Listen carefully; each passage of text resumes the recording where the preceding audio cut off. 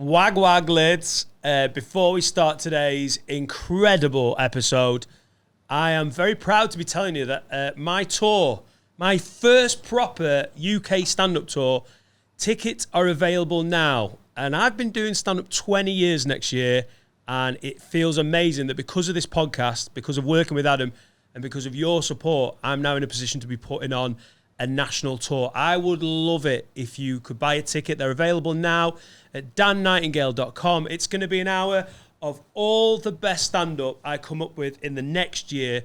Potentially some of my old favourites, possibly Nigga McChickens. dannightingale.com.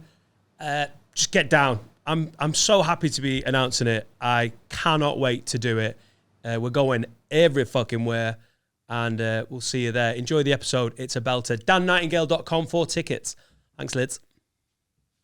All right, Lids, before we start this week's episode, I'm here to tell you about our latest sponsor, CoinCorner.com. Now, they are one of the longest running exchanges for cryptocurrency in Europe, and they're one of the best ways to buy and sell Bitcoin here in the UK. If you don't know what Bitcoin is, it's the number one cryptocurrency on the planet. It's been around for over a decade, and it's going mainstream. It's in the news every day. Celebrities like Tom Brady are tweeting about it. El Salvador's made it legal tender. If you want to get involved in the cryptocurrency game, the best way, in our opinion, to do that is to go to coincorner.com/wordpod.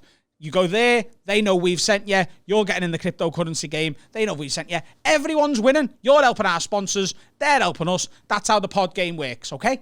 That's what we want you to do. Now, we've got to say this. When you invest in cryptocurrency, it's like stocks and shares. Your capital is at risk. Don't invest anything you can't afford to lose. Be safe. Don't be a fucking dickhead. Now, let's get back to the pod. Are you laughing at, Dan? What are you laughing at? I think he's lacking oxygen. Tough crowd. I've finally figured out what I need to do to make my hair look good. Oh, good. Tell me all about it. And let me not talk for a bit. Do you know the photos from the live show? Yes. I noticed that like the sides of my hair were like stuck to my head. Looked a bit greasy. So now I'm just putting wax in the top, not on the sides. Good for you. Good for you. What you should do? You look super. You should get a mousse for when it's wet, dry it, and then you don't have to put it on Well, the mousse sides. and she's always wet. Right, well, there goes the hair tips with Cal. No, go on, sorry. Get a mousse when it's wet. Yeah. Shag it. Where are you There's the joke for you. Where are you going to get that from?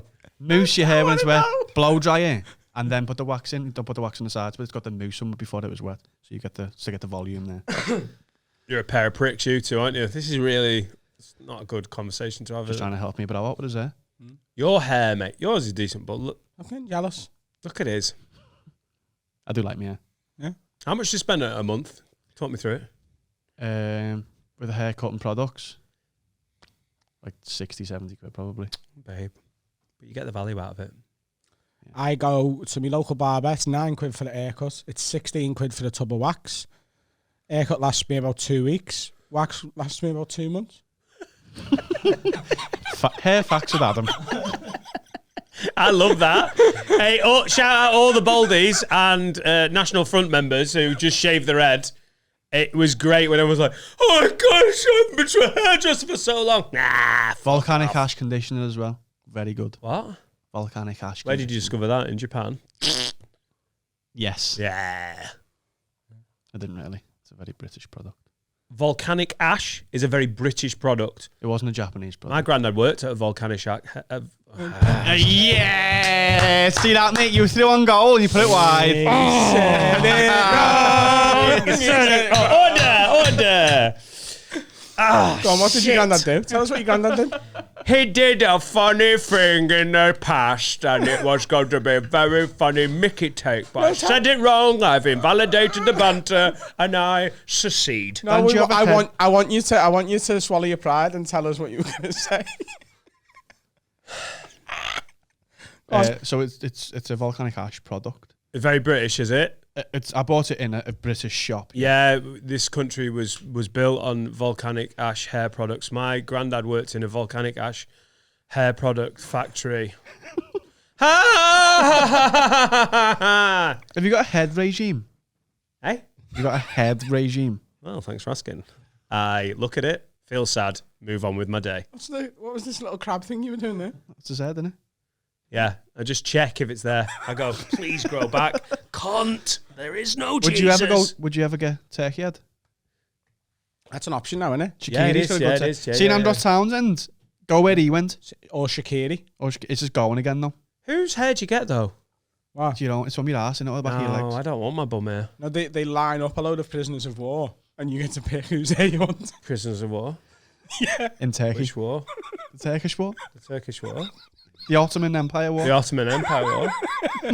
That ended in 1911. Right. Yeah. Okay. Is that true? No, I don't know. No, the prisoners of war aren't from Turkey. They're abroad and they ship them in. Oh, foreign import. Prisoners Syrian. of war. Syria. Syrian. That's a war. That's what the Taliban are doing. They're just taking, prisoners. You cannot leave Kabul airport, especially you with the beautiful dreads. You will go on a container ship. The Vidal Sassoon. HMS Vidal Sassoon. To Turkey. Yeah, I would like, just going off what Ishan looks like, I would like the barnet of a 15-year-old Bangladeshi boy. Yeah. Yeah. Any watching and donate?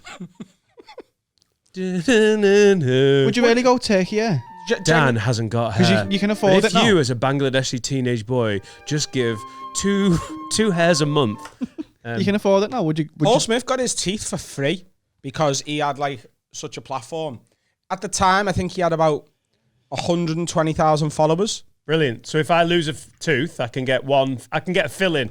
No, what I'm saying is, this podcast now, we're doing across YouTube and audio, we do 100,000 a week. If that bumps up by another 20%, right? Yeah. Have you been snorting volcanic ash? Right. I love it. Then we might get offered this. Yeah. And you could go, look, I'm happy with my teeth. Have you got any hair? I want teeth for hair.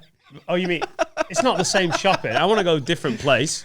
Yeah. This is how I feel about Turkey. And they're like, come to Turkey. We'll do your teeth. We'll do your hair. We'll do your dick. Get your new Turkish dick. Got prisoners of war from the Congo. And where did you go all mank then? The Congo. the Congo. They drink bongo. It's very good for the dick length. I just don't know why Turkey. What? I think they're famous for their hospitals. what? They're famous for their Medical care? medical care, yeah. Yeah, I think I'd rather be with Bupa than with. But you wouldn't get Turkey. Bupa hair. What? You wouldn't get Bupa hair. Is there not another country I can go that I think Turkey? Israel. Israel. Israel. All right, lad. We do Israel teeth. I'd have enjoyed that more than anyone. Israeli teeth. No, you can get Israel hair. It's famous. Curly. Very curly. Yeah. Very tight. Cover your bald spot It doesn't work, though. with a yarmulke. I think the reason they do it in Judaism Turkey joke. is because it begins with T and people like alliteration. Turkey teeth. Yeah, you should go to Right. Hungary. Hungary hair. Holland hair. They'll do it. Hungry hair was well better. What? Hungry hair was the best. Hungry hair was better. Honduras hair. Oh, you've literally, the add-ons are necessary. You fucking smashed it with Helsinki hair. They'll do it in Finland. Surely. They do everything over there. All right, now we're going capitals. But you can afford it. Would you feel a dickhead getting it, or are you happy? What about, yes, I'd feel a total twat. Would you really? But if Laura... Tell you what, if you get hungry hair, I'll get an Egypt eye. What? He was thinking that. I'll get an Egypt eye. Egypt for a new eye. Yeah. I'll get a Denmark. Yeah. Yeah. Take it off the Sphinx. Go ahead, lad.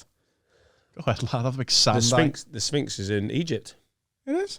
Oh, makes sense. I think Giza, isn't it? If Laura left, if Laura was gone, Why would she go? where would she go? Why? Why's she gone? Where? It's just, I think she'd meet someone. Where she met him. Him. Carl, it's 2021. Where has she met them? Laura cut Les off. Right. We got offered a threesome last week. Maybe she finds the email and answers it. Okay. And she's like, all right, Sandra, you saucy old slag. Yeah. Never mind Dan. So she's been to Pilates. Maybe what Mama She's met a woman called Helga. No. Helga. No. Come on, let's do alliteration. Leslie. Leslie. Yeah, it was The meant Lamar's to be, class. wasn't it? If you're born as a woman and you're called Leslie, there is got to be an increased chance that you Is end up Leslie as a short for something? lesbian. Come on. Is Leslie short for something? Yeah. Yeah. Leslie Ann. Just asking. Thanks. So she's met a lesbian called Les. Yeah. Lee. Yeah. Yeah. And She Chinese. they're going on Leslie. Half Chinese. She's half Chinese. Yeah, she had an English Okay. dad. She's Get named after me. Your little she's Les. half. The good ass. She's half 58-year-old snooker player from Bradford, Les, half Chinese, but Lee. Yeah. Leslie, and they're going to Lesbos in Greece, the island of Lesbos, Right. because they really love alliteration. Lesbians called Les in Lesbos. It just, Both having a beer. A little Laos. sounds borderline Welsh. Having a So lager. A Laos. Yeah. It's not Lao. And they're going out for a lovely dinner. Anyway, Hyphen. she's legs of lamb. like, shiz me timbers, Les. The things you do to me. Woof. Like that. Yeah. And I just can't compete. I genuinely didn't know until recently, by the way. I don't know whether when I feel like I've told you this. But like lesbian scissoring is essentially them banging their fannies together. Yeah. I genuinely thought scissoring was them like fingering, but like doing scissor motions. Oh, right. Just letting you know. You've got to have very strong fingers. I thought it was one in the arsehole, one in the pussy, and like they were like squeezing them together. And when you think about it, it makes sense. Yeah. That's squashing your gooch. They don't have a gooch. What? Women don't have gooches. What? They have a very small perineum, don't they? Which Yeah. splits. Perineum is the gooch. Yeah. I'm agreeing with you. All right. Yeah, it's a very small. It's more like a wall than a gooch. Like I've got like a fucking. You could do the 100 meters on mine. Yeah. It's quite thin, isn't it? Do the 100 meters on yours. Yeah, you'd have to You have do a couple of 100 laps, meter like- gooch. You have a 100 meter gooch. It's probably like 12. Oh, right. 12. Yeah. 12-meter gooch. That's his nickname. You can't do the 100 meters, but you can do the can't. long jump. Do you know what? Now that I'm thought about it, Nah, yeah, you can't. No, you can't. You can't do the Yeah, 100 meters yeah. on my gooch. Yeah. I rescind my. If the British Athletics could stop applying to do athletic events on Adam's gooch, he's closed it down. What's the start of this story? Laura's gone Why? because she's a lesbian now. Right, but what's the... I'm telling you, Oh, okay, I'm just... that would be if I thought Laura and Les were on Lesbos, shizzering. Having some lovely legs of lamb with a Yeah, lager and a she's Laos. taking the kids. They're like, Les is nice, more manly than Dad, so they've got a better father figure. I think I would consider it, even though you three, not Finn, he's dead nice. You two, I Steve would doesn't know love me it. well enough, but eventually Steve would be hounding me. I love Finn's how you're just dead pointing nice. at Steve, who isn't there, but they don't know he's not there because he's quiet and never on camera. Steve's dead. Steve's gone. The ghost of Steve. All the comedians. Steve's in gone to shag in his beard dressing and make rooms- little Leslie. In dressing rooms. You get ripped for 6 months. Oh, it would be... What did he say? What? I said, Steve's gone to shag his beard and make a little Leslie. Hi, Judy. Thanks for watching. That message he sent was It's phenomenal. just, I kind of... Sign up at patreon.com/halfawaypod to get some context on these jokes. I would then... I'd swallow my pride. No, but you get hounded for 6 months and be like, oh yeah, Dan's got there now. Again. Well, how many people watching and listening? Quite a lot. I think I think they'd be happy for you. Seriously? I'd be made up. Have you seen the Simpsons episode where Homer gets new hair? He Have gets a new I? life. Oh, the max... Oh, shit. The Moxonil. The Moxonil. Yes, I think would. it would- I would. But I'm not going just fucking short back and sides. I want Carlos's fucking Real Zaragoza would you be made up? creative But midfielder. would you go, like, you've got the lineup of prisoners of war. There's a blonde guy, there's a ginger guy, there's one who matches your exact hair, there's Carl, there's like a mousy brown, there's like everything there, right? Fucking weird looking soldiers of war, prisoners of war. We've got quite the Taliban stylist comes in like, welcome. This is how Taliban pays for the guns, okay? My name is Mahmoud. They call me Stylish Mahmood. Welcome, Mr. Nightingale. Never mind about lesbians. They will go to hell. Dirty, dirty, dirty. In the meantime, let the Taliban get you back on the fucking hairy streets, okay? We got blonde prisoner of war. He's Swedish. Weird. Came to fight the Taliban from fucking Stockholm. We got Ginger. This one's got a perm. Apparently, he came back from 1982 to fight the Taliban. Anyway, he prisoner of war. If you don't choose his hair, he die. If you do, he die. Yeah, all down the line. This one got dreads. What would I go for? Anything. No, but Jen, you've got the choice of anything. So what colour are you going? Are you matching your beard or are you going jet black? I feel like I've just been funny enough. I want to be honest. I want to have blonde, like blonde sort of. I'd love you to have like a Haaland's hair. Erling Haaland. No, it's a bit thin and sort of it's a bit thin for me. I like more of a sort of a wavy bodied Griezmann. Seen Griezmann's hair? Yeah, something a bit more. Yeah. I wouldn't even mind curls, not like a Welsh fro. A waffle. Oh no, I don't want a weffro. A weffro. What's the password for this? Would you go like long, like shoulder length hair? No, I'd start like that. At some point I would, yeah. If it genuinely grew. It's what Homer did, didn't he? Homer with Demoxenil. And have you seen longer and longer. He had new hair. Every bald man watching, it's like, yeah, it's fucking banter. But secretly, if it just started growing back, thick, strong, like not halfway up my foot. Mate, I had a slap head when I was 8 years old. But it would I think I started going bald in the womb. I came out and my hairline started fucking here. Literally got called slap head so much. It would like, grow back if you went and got turkey head. No. You would have, like, it's not I'm like a... genuinely... this isn't like a pipe dream. It really exists. Do you know what they've done with it? I don't have... My pube game's not strong. It's fine. It's mountain. No, it's not about that, though. So what they've done is... Right, have you ever seen... I want a prisoner of war. Have you ever seen a picture of, like, someone's... Norwegian prisoner of war. You ever seen a picture of, like, someone's back garden, right? And it's just mud. And it looks like nothing could ever grow there. Yeah. And then you see the after photo where the gardener's gone in. And it's lovely lawn. That's essentially what they do. So what they do is, you've still got hair. It's just staying in your head. Right? It won't come out. So what they do is, they put like, they've essentially, and this is true, and you can Google it. Just weed and feed. Well, they put like a sort of a base on from the prisoner of war. This is like you started there, but to get it to grow, they've essentially sort of modified the formula for Miracle Grow. Not like exactly, but that's what they've done. That's where they've got it from. And it sort of makes your hair grow more hair. Right, I'm in. And they use the follicles from other parts of your body. Look at him! Can I get you that for Christmas? No. But if Laura's gone... Laura would love it. Does Laura like your bald head? I don't know. She's not. I don't think she's asked. No, but if you work it, look, women like it, don't they? Like Jason Statham. Yeah. I think there's other things I could do to be more attractive to Laura. I've started weaning a plant pot in the bedroom and she really doesn't like that. I get it though. Do you know what I did last week? It's the best thing I've ever learnt to do. So, I just got an empty plant pot, middle of the night, can't be arsed banging doors. Like, are you banging? Well, you're shouting. So I've banged and now you're going, you with the baby? Excuse me. You piss in a plant pot I piss in a plant pot. Like I pissed in a pint glass the other night. Like, what? Do you not have fucking bathrooms? Yeah. Nasty, I remember. It's upstairs though. What is? The bathroom. And where were you? Downstairs. Why?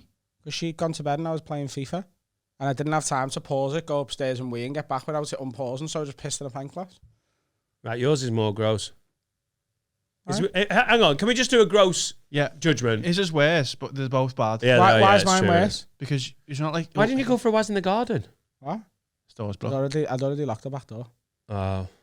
His was to stop him waking his baby. Yours was because you couldn't be asked pausing FIFA. No, but I stomp going up the stairs as well and it would have woke Sam up. What, I try, once she's gone to sleep and I'm downstairs, I try and only go up once I'm going to bed. Yeah. Now, if you'd have said, I just nipped in the garden rather than go upstairs, not only would I have I'd have got in the garden if I needed a poo. Come on. You think I'd have pooed in a pint glass? Don't be silly, Dan. No. I've seen Adam poo in the garden. No, you've not. I have? No. He's pooed in my garden once. No. You wouldn't let me in? Little dirty protest. I needed a poo, and he was like, "You're not shitting in my house again." And I didn't know until like 6 hours later when I thought, why is there poo in my garden? Fucking hell, that dog's ill.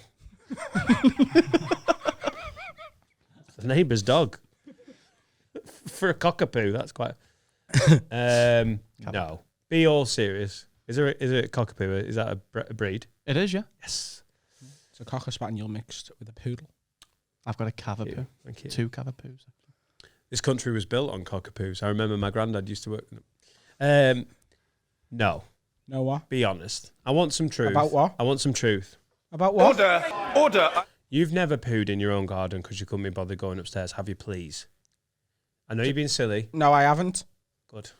But he would. But I wouldn't rule it out. I can't categorically say. What's the difference? The dog poos out there. Do you mean different poo, innit? Do you mean the front garden? No. Oh. Yeah. I think one of the differences is that if your neighbour goes out at night and the security light goes on and they see your dog having a shit, they're like, no, like shit. If the security light goes on, they look across the fence and you're like, yeah, Sam's asleep and I stomp and I've got fucking feet for them. He doesn't have to push your poo out. He just sits down. Yeah. Whoa! The ghost of Judy. Can you fix that, please? Hi there.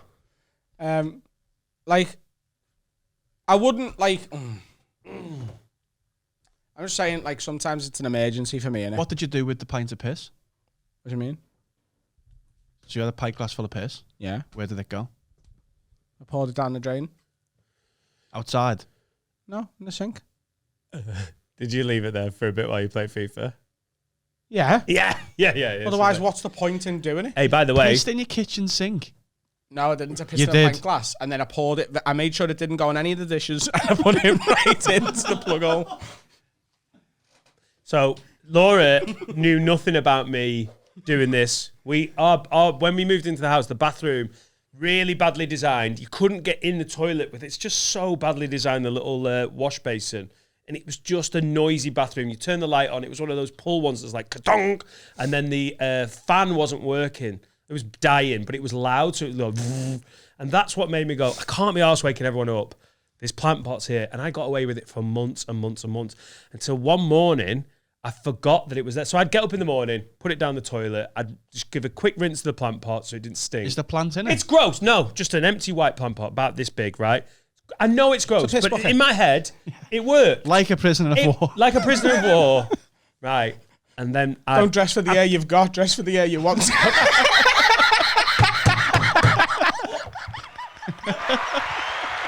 And then one day I left it on the carpet, forgot about it, went on with my day.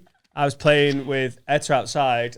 Laura walked in my room because she could hear us laughing, just to have a little look, and kicked it over. Oh. And she was appalled. And I don't think she's fancied me properly since then. So when I'm whinging about not getting some action, I do need to stop peeing in that. So hair would help, but and she hid the plant pot. She was like, "This is disgusting. You need to stop doing that." I've just gone and bought another plant pot.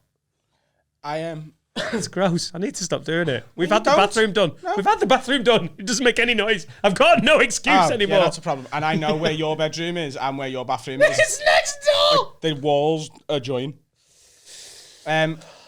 You really can make your missus lose a level of attractiveness that you can never get back. And I think I did that the other day when we were hungover after the wedding that me and Sam went to. And she didn't even so Sam hates mayonnaise. She's just disgusted by mayonnaise. Doesn't like it So, at all. Serica, she hates it. Like, yeah, exactly like right? that.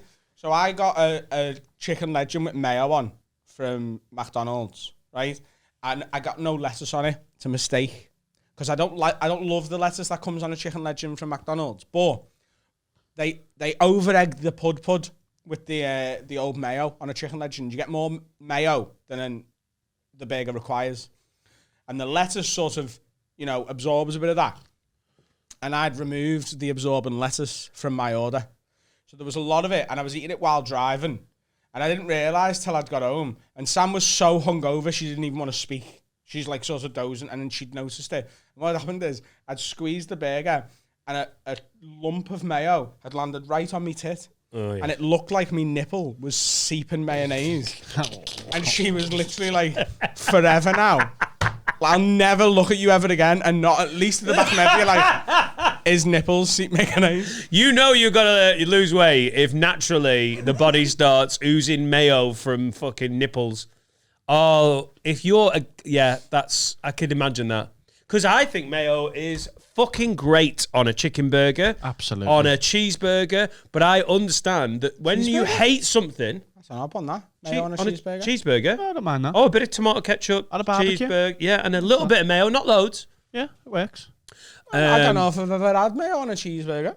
No, I'm not saying it's. I'm sure I've had it and liked it. It's not my go-to. It's tomato in it on a cheese, but But I cannot stand tuna, and some people same. fucking love it.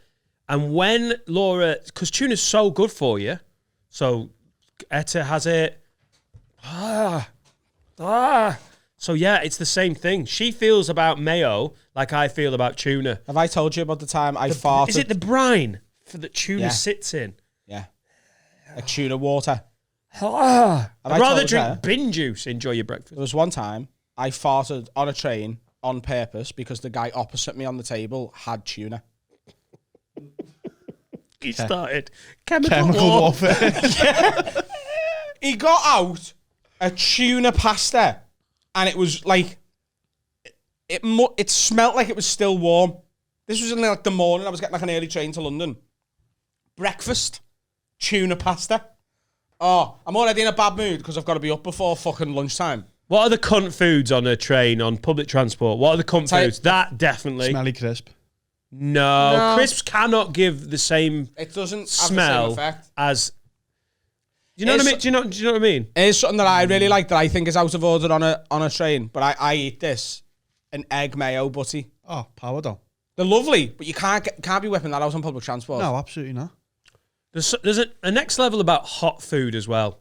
When someone's like, "Oh, there was a restaurant just down the road from the railway station, got a bit of bloody takeout." You're like, "Yeah, but hot food stinks." I feel like that's a cunty move. It depends on how strong it is and whether it lingers. A nice Tuna. little box, Something a nice little box fishy. of noodles is all right on the train, isn't it? Yeah. Yeah, I think so. I'm just so against that fishy smell. Yeah. He got it out and he was smacking his lips with it. It's what? literally like, you know when people are eating like, Someone get a text. What did he get out? is tuna fucking pasta? He's like,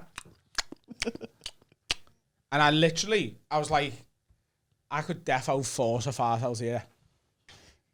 That's risky for Yeah, you. because it's a bit. You look like a cunt if you go, "Mate, could you stop eating that food that is selfish?" Everyone, like, it's not. It's almost like you'd be in the wrong there, but actually. And it was chocker, and that was my reserved seat. So it wasn't like there was options where I had just get off. I had to, like, I'm sat opposite him. Yeah. I used to think getting So I the just table forced it seat out. on a train was the best thing ever. And then. It is now. And then. Yes, it's illegal for people to sit on your table with you. Oh, right. But before those COVID restrictions, like, once you book in and it's busy, having to face someone all the way, a stranger, and worry about them kicking you or you kicking them all the way to London. I'd rather just look at a fucking... We spoke about the London Euston Grand National, haven't we? Yeah. What a game, mate. Yeah. Also, there's plug politics on a table seat. So here's what I think. In pre-COVID times, which we're, heading back towards, hopefully. You get on a train. I will rush. So like Euston at the Grand National, I will sprint to what I know is the unreserved coach if I've got an off-peak ticket so that I get on a table seat. But I get very claustrophobic if I'm against the window. But I also want the plug. So your rule is, I got there first. And my phone's already plugged in. And their rule is, if you come up against an objection, this plug is next to my seat. Yeah. I'm next to the window. So what I do is I sprint and I sit at a table in the aisle seat. And if someone goes, would you mind moving up so I could sit on this table? I go, you're welcome to get in. Absolutely. And I leave. And then as they've sat down, even if it hasn't even budged, I just tap me plug charger to be like, that's staying right fucking there. Oh, you do a fake little tap tap just to make you aware. Tip, tappity, tap, tap. That's mine, that. And I've got it for 2 hours and 12 minutes. I'm getting off this train with 100% battery. Right, now, what if a person goes, "Oh, you've got charging. Would you mind after an hour or so, if I plug my phone in just to give it some charge, I'd be like, where would you sit with that? You literally looked at your phone and went, shit, I'm already at 92%. if I'm at 92% now, what I'd do is go, I tell you what, mate, I'm going to be out all day after I get back, even if I'm going straight home. I'm going to be out all day after I get back, so I need to get off with a full charge phone. If you want to put it on for half an hour now, you can do it now. That's enough about 92. If I'm at 3%, say... Oh, 3%, there's no talking. I'm like, mate, it's at 3%. Let me get this up to like 97, 98, and then you can have it for 5 minutes. Right. What if you're at 60? 45 minutes to go. You've got 64%. And they're like, I'm just about to run out of battery. I'm phoning my wife. She might not know. I'm on an earlier train. Or Is she dying? Yeah, she's dying, and that's why she's picking me up from the station. Because even though she's dying, we want to spend time together. She's picking you up from the station? But that's what I was implying. Well, I didn't know that. Whoa, boys, can you be quiet on the train, please? Right, so can I have the... Do you mind if I just charge it up for 25 minutes? We've got 45 minutes to go. 12 minutes. 12 minutes. Can you call it 20? 15. 20, 18, 15. 17. 15's nice and round. 17. Giving you for 17 17, minutes. my wife is dying. Your wife is dying. She's got a 12-metre gooch. Why have you been away? She's If your wife's drowning dying? in gooch. Why are you leaving your dying I've wife? just been down to a gooch specialist in Hartley Street, There's only London. 45 minutes to go. The train's emptied up now. There's other places. Go and charge somewhere else and give me some fucking space. No, this... Stop tuning away, you rat. Yeah, that'd be the end of it, wouldn't it? Well, imagine if you were like, yeah, do you know what? You can have it for half an hour. And they were like, oh, thanks very much. And then tap theirs in. And they went, that's really kind. Thanks very much. And then just got Tupperware out. We're like, I'd poo in my hand and throw it at them. That's the option. I'm going to have to kiss my dying wife with this poo on my face. Dan, what's a gooch specialist? A doctor of the perineum. Right. Just Yeah. ask. There is gooch specialists. Yeah, of course there are. Is there? Yeah. You can have problems with your gooch. And you need to go to someone who knows. And there's a person who specialises in the Oh, gooch. no. I mean, I don't think it's a perineum specialist, but yeah. no. Of course You're there making is. me Google this. You can get gooch rash. What? You can get gooch rash. Gooch rash? Yeah. Right. Rash of the gooch. You can actually. Yeah. Yeah. You can get overzealous sweaty gooch. Overzealous. Yeah, it's like too sweaty. Have you ever had racist perineum? What? Have you ever had racist perineum? What's that? There's a midwife. What's that? Did you ever take your underpants off and your gooch says something anti-Semitic? No, I've never had Ah, well, you're lucky. I had to see a gooch specialist about it. There's a perineal midwife specialist, but I don't think you're going to see that. Yeah, but that's for a different reason, isn't it? That's just not fell because off. of racist gooch. Is that because it splits it open? Okie doke! It becomes one big hole, doesn't it? It does. That can happen. You can end up with a big arsehole, Fanny. You can. You do? You don't need a gooch specialist for that. You just need any midwife in a maternity ward. Jean, get the stitches. That can happen though, can't A it? big bum hole. Get the stitches. I mean, that was wrong, wasn't it? You don't What get happens, stitches. right, if like they've run out of stitches? They've run out of stitches. Right? Run out And they're of like, stitches. How many stitches do you need? Just pull It's out like 5. milkshake, innit? Brexit. no, but what happens if they're like, What? It's like milkshake. They haven't had a stitch delivery. Yeah. So they're out of stitches. yeah, they can't get the stitches because of Brexit, right? There's a Polish fucking lorry driver like, I've got to get stitches. Yeah, but he's forgot his papers. Yeah. Yeah. Fucking Brexit. So they ran out of stitches. So they're like, look, we're going to have to just leave you with the big arsehole, Fanny, for like 2 days until the stitches get here. What if you need a poo in 2 days within that time? What happens? Let me just check. Oh, that's right. Don't know. I'll ring Laura. She'll love this chat. Have you heard about probably peel out a kidney.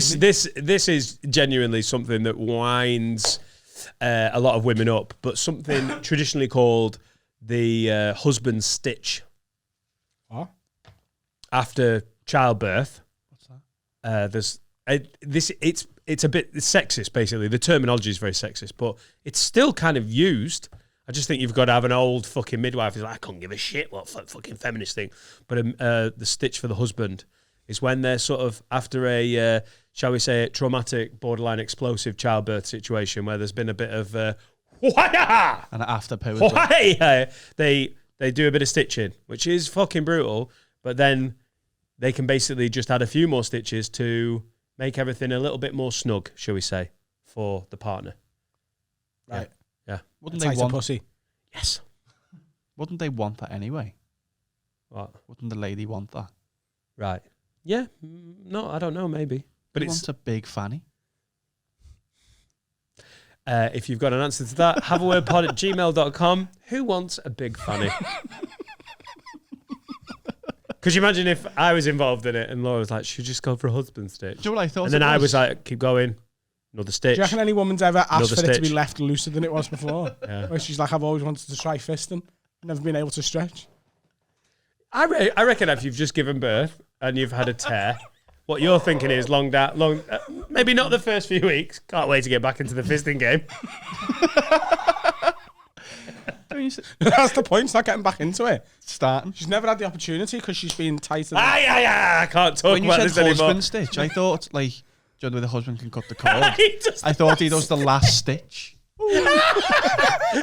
some tired fucking new dad who's there in his fucking scrubs mixes it up and like stitches a labia to a nipple. Right, we have to redo that one, Greg. You've not done a good job. The husband stitch has gone wrong here. One pussy flap on one cheek. Like, is he done it well? No, love. He's misjudged it.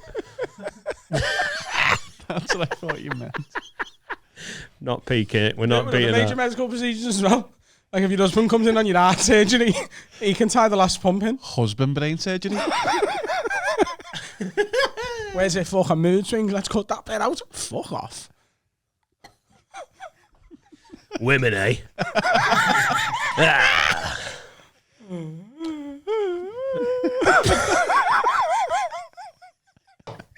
I really want Turkey Teeth as a sponsor. Can we actually see if they'll... Seville, isn't it? Seville Smile Studios where Paul went. Yeah. Right. Yeah. In Turkey, it's not in Seville. Come at me, bro. Yeah. Big am. What's happening, guys? It's sponsor time, as always, and this week it's parcelstation.co.uk. If you work for or run a company that likes to send some shite to your customers, you might be able to save a little bit of money on your parcel costs via parcelstation.co.uk. They're a parcel management company, and they work with some of the biggest e-commerce places in the world, like Amazon and eBay. And they've also got contracts with all the biggest delivery companies, like Hermes, if you want your parcels lashed on the fucking roof, that is, DPD, Yodel. They've got contracts with everyone. And if you want to save a little bit of money on your company's parcel costs, go to their website, parcelstation.co.uk/have-a-word, and see what they can do for you. They might be able to save you a little bit of dough. They've even worked with one of our biggest sponsors, one of our longest serving sponsors, beer52.com. They're a great company. They're fans and supporters of the podcast. So if you are looking to get some parcels sent on a business level, go and support them. They support us. That's how adverts work. We appreciate you. Now let's get back to the episode. And we're off. Do you know what? Fucking sick. Go on. Giving like Ice Valley Water and Coca-Cola boosts without them like sponsoring us. We always have like branded stuff on show and they're not fucking paying for that.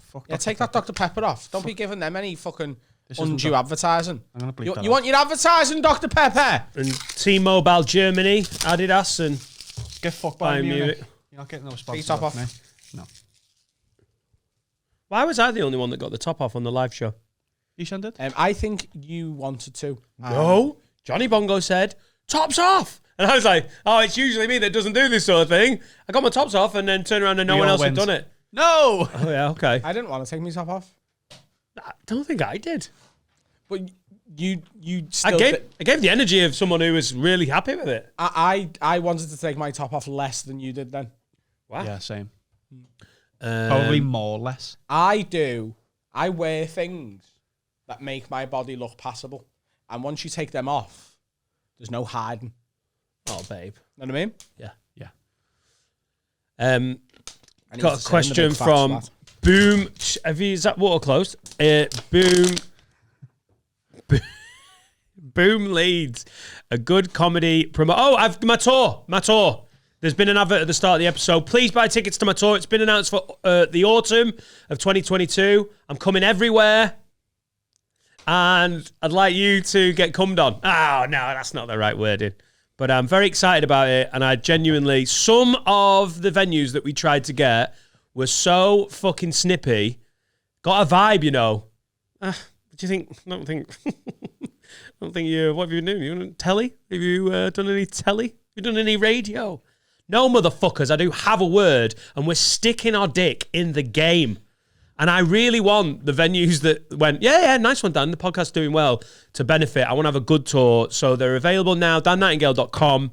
I've got Ishan doing a couple of supports. I've got Vittorio doing a couple of supports. I've got Barry Dodds doing a couple of supports. And it's all closing off for the final night of the tour at Hot Water in Liverpool, which I am very excited about. So just want to formally thank you, Adam, and all of the good lids for getting me to the point where I can even entertain the thought of a tour.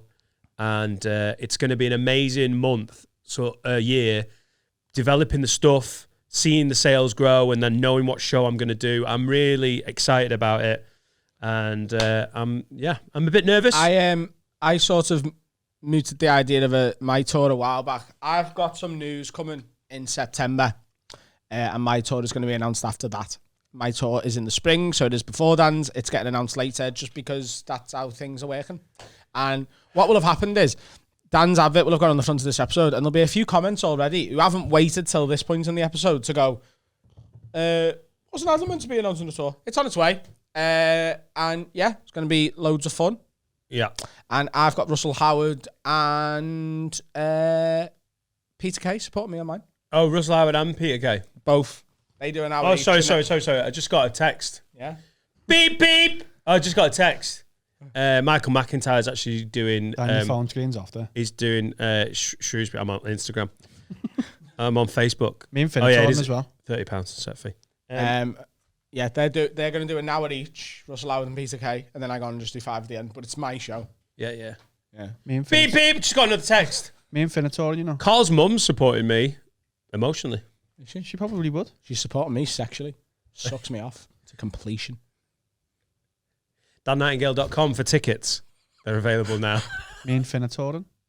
Really? Yeah. Yeah?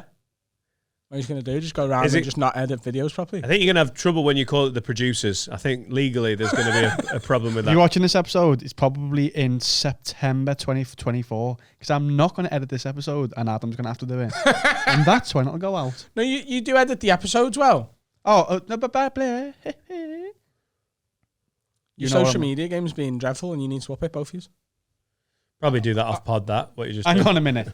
Oh, God. There's been a clip daily for what? 4 months? Yeah. Name anyone else who's doing that? Quality over quantity. Oh, it's you. Well, funnily enough, the material comes from you two cunts. No, what I mean is, remember like that shot where Vittorio's not in it? Whose He's fault just was got an that? empty couch. Whose fault was that? That was Finn's. Yeah, about These time. are both shit. Yeah, but Finn's more shit. he's having a hard time. He's Welsh. He's just realised he's... They're great. And if they ever do tour, if you need any editing work, email me and I'll pass the work on to them. Yeah. halfawaypod@gmail.com/Adam Rowe. Dean Cochrane's available. So, He's not as good as me. yeah, it was just a joke, Carl. Let's cause fights. So just to sum up, my tour is on sales, you bunch of fucking pricks. And where can you get tickets? On sales. Oh, God. dannightingale.com. Or I've also got the domain, carlsmum.com. I've got Carl's mum's lumpyarsehole.com. I've got Adam Rowe's mum's big fat horrible tits.com.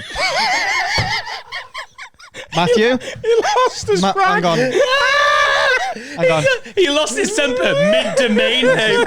Saturday at 9 o'clock, I hope to wake up from a message from Matthew that Adam Rowe's mum's fat horrible tits.com is now my domain. If anyone buys that domain, I swear to God, I'll find you and I'll hit you.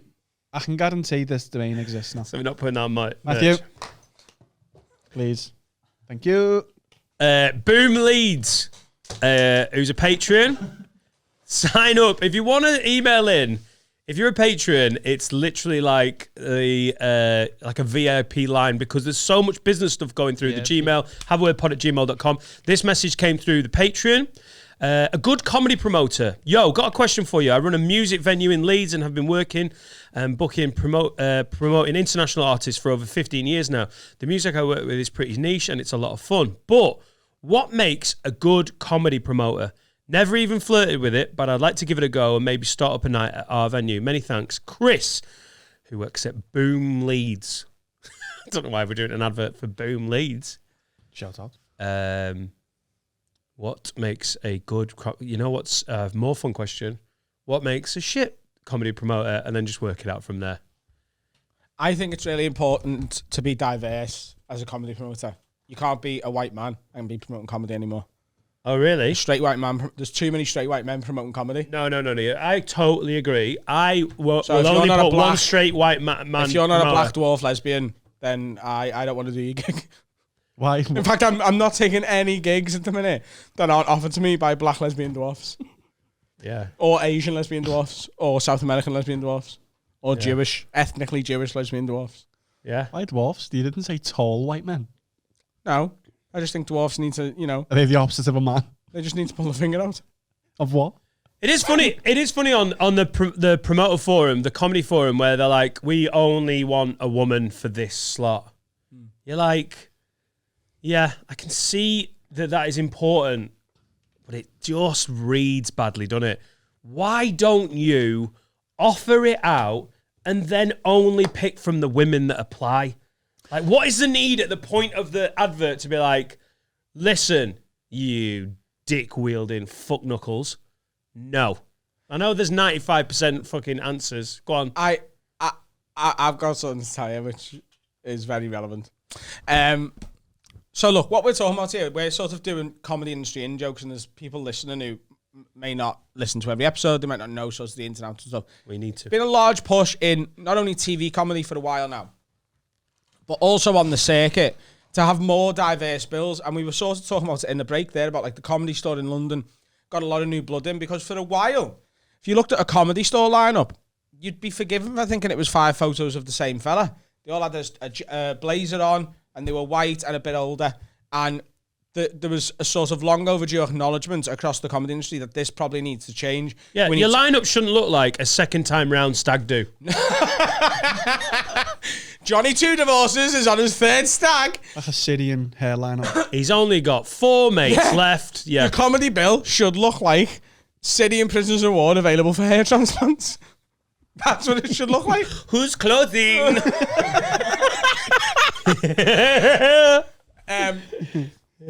So there was an acknowledgement that it was time for things to change, and it's slowly changing, and it's good.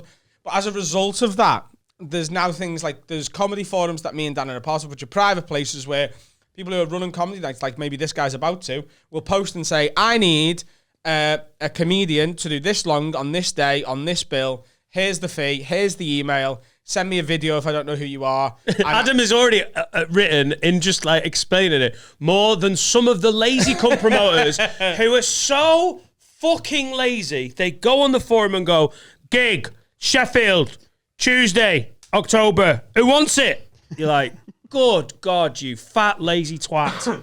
Write a proper email. So, but there's not, because there's been a push for diversity. If a guy has got sort of a show that he's running and he's got sort of 3 white men on, they're now putting posts up like, I need to fill this spot on that bill, but because I've got 3 white men, it has to be a woman. And I understand it, and I get it, and I think in the short to medium term, it might be the right thing to do in a lot of the cases, because I understand the need for representation and for girls to be going to comedy shows and be going, oh, we can do this as well, rather than just seeing 4 white men do it. I do understand that argument. However, I was at a comedy club the other day. I won't say what comedy club it was, and neither will Carl. Tough crowd. How many does it hold? 1,000? 10 million people it was. Fucking hell. Yeah. Wow. On the Yeah. moon. It's the Sahara Desert. Yeah. The Lot of carers. Sahara Desert Comedy Club. And there was a Comic-Con, and I'm not going to name her, but she was talking to the guy who books the acts at the venue, the promoter, and the club owner. And they were talking about sorts of women in comedy and stuff, and she was adamant, like, this is how it should be done, that if there's no women available on a week, every single bill should have a woman on, she said. And I understand that argument when it's possible, right? But there's the fact of the matter is there's a lot less women than men doing comedy. And that means the pool of talent is smaller, and that means there's less good women, there's less bad women too, because there's a lot of really, really, really shit men at stand-up, and they don't get gigs either. But as a result of that, the really strong female acts get booked up, because every club is trying to do this. And here, what she said to this club owner. Both of them work all the time. Yeah. What's that, Jim? Have you seen that Jim Jeffries joke? I'm being a dick. Have you seen that Jim Jeffries joke? Go on. He's like, I love female comedians, like Sarah Silverman or the other one. Just an horrible. Gervais did a very, very, very, very similar joke to that today. In all truth, it's 10-1. It's like literally the ratio is one good female act to 9, and that's the truth. Like, jokes aside, the ratio is it's so like slanted in the favor of men. Which isn't a good thing. No, anyway. It isn't. And we like the reason for this pushing diversity and to put more women on the TV and to put more women on these lineups is so that more women feel like it's possible for them, and that gets ever closer to there being a 50-50 divide. I don't think there ever will be a 50-50 divide between men and women as an industry-wide standard. As like there'll be half the people doing comedy are men and half women. I don't think that's ever going to happen, but you'll get a lot closer to it, and that's what you're aiming for. But this comic said to the club owner, if all of the women that you rate and think are good enough to play your club are busy on a weekend, you should just book any woman, one you don't think is good, and put her on. Right. Rather than an act who's male who you think is brilliant. Yeah. That's just so painful to even hear. It's the reason I sort of found it funny and insane is because that does not do for comedy what she's hoping it's going to do. Because I've got friends and family who to this day still say to me, I don't find female comedians funny. Same here. There's a lot of people who say it, and it's a ridiculous thing to say. Our guest today is Helen Bauer, who's absolutely hilarious, and our listeners are going to fucking adore Helen. Just makes me think you've not watched enough stand-up. That's what it makes me think. 100%. But it's awful that sort of attitude towards women in comedy is there. However, it is there. And the way to change that is to book more brilliant women and put brilliant female comics in front of audiences where they can go, oh my God, no, she was great. And then that attitude will slowly change.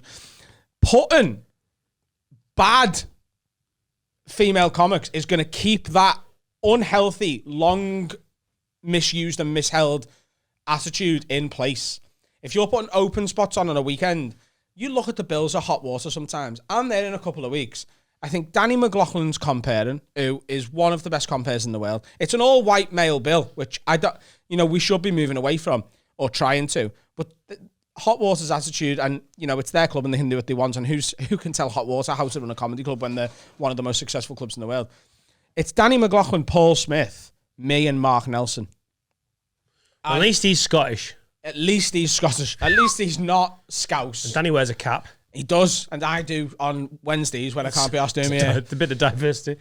But that bill, every single one of us is going to burn the house down that night. There's not going to be one act who doesn't destroy the place because everyone's a killer and it's the best club in maybe in the world. If you put a bad act in the middle of that, and because Hot Water run 3 and 4 shows a night, sometimes you're not the middle. You're an act that weekend, so you've got to either open or close. Can you imagine if you put a bad act on just because you're trying to tick a box after I've opened and Paul Smith has had to do the middle? Because I'm telling you... You wouldn't do it if it was a man or a woman? No. Like, couldn't you imagine putting an act that is not up to the job over one of the best 25 headliners in the country? No. So someone's gender should not be the thing that gets them that gig. Because it's unfair on them, the crowd. It's just a bad booking. I totally understand. You can get to a point where you think that there's a female comic who's really good, a 7 out of 10 comic, and you've got an option of booking an 8 or a 9 out of 10 male comic, but the rest of the bill is male. I can understand going, we'll take the slightly weaker comic because she's still going to do a job and we don't want everyone to sound the same on the bill. I understand that attitude. I also understand why clubs don't run with that policy, and their attitude is you've got to be the absolute best act available and that's how you get the gig. I can see both sides of it. I really can. But to go, if you've got the option of Phil Nickel, who is a 10 out of 10 club comic, unfollowable at times, if you've got him available to go on a bill that is already all male, to say that you should book a new 2 out of 10 Yeah. inexperienced bad comic who has not got the experience of dealing with Liverpool on a Saturday night at 10:15. People have paid nearly 20 quid for a ticket, and you are pushing your agenda. Like, it's something that that's a conversation I've had with a punter at the Frog. This woman came up and was like, there's not enough women on this bill. I was like, the Frog is their general manager, Jess, is one of the most fervent sort of. She's working really hard to push women in comedy. She runs a festival called Manchester. It's the Women in Comedy Festival.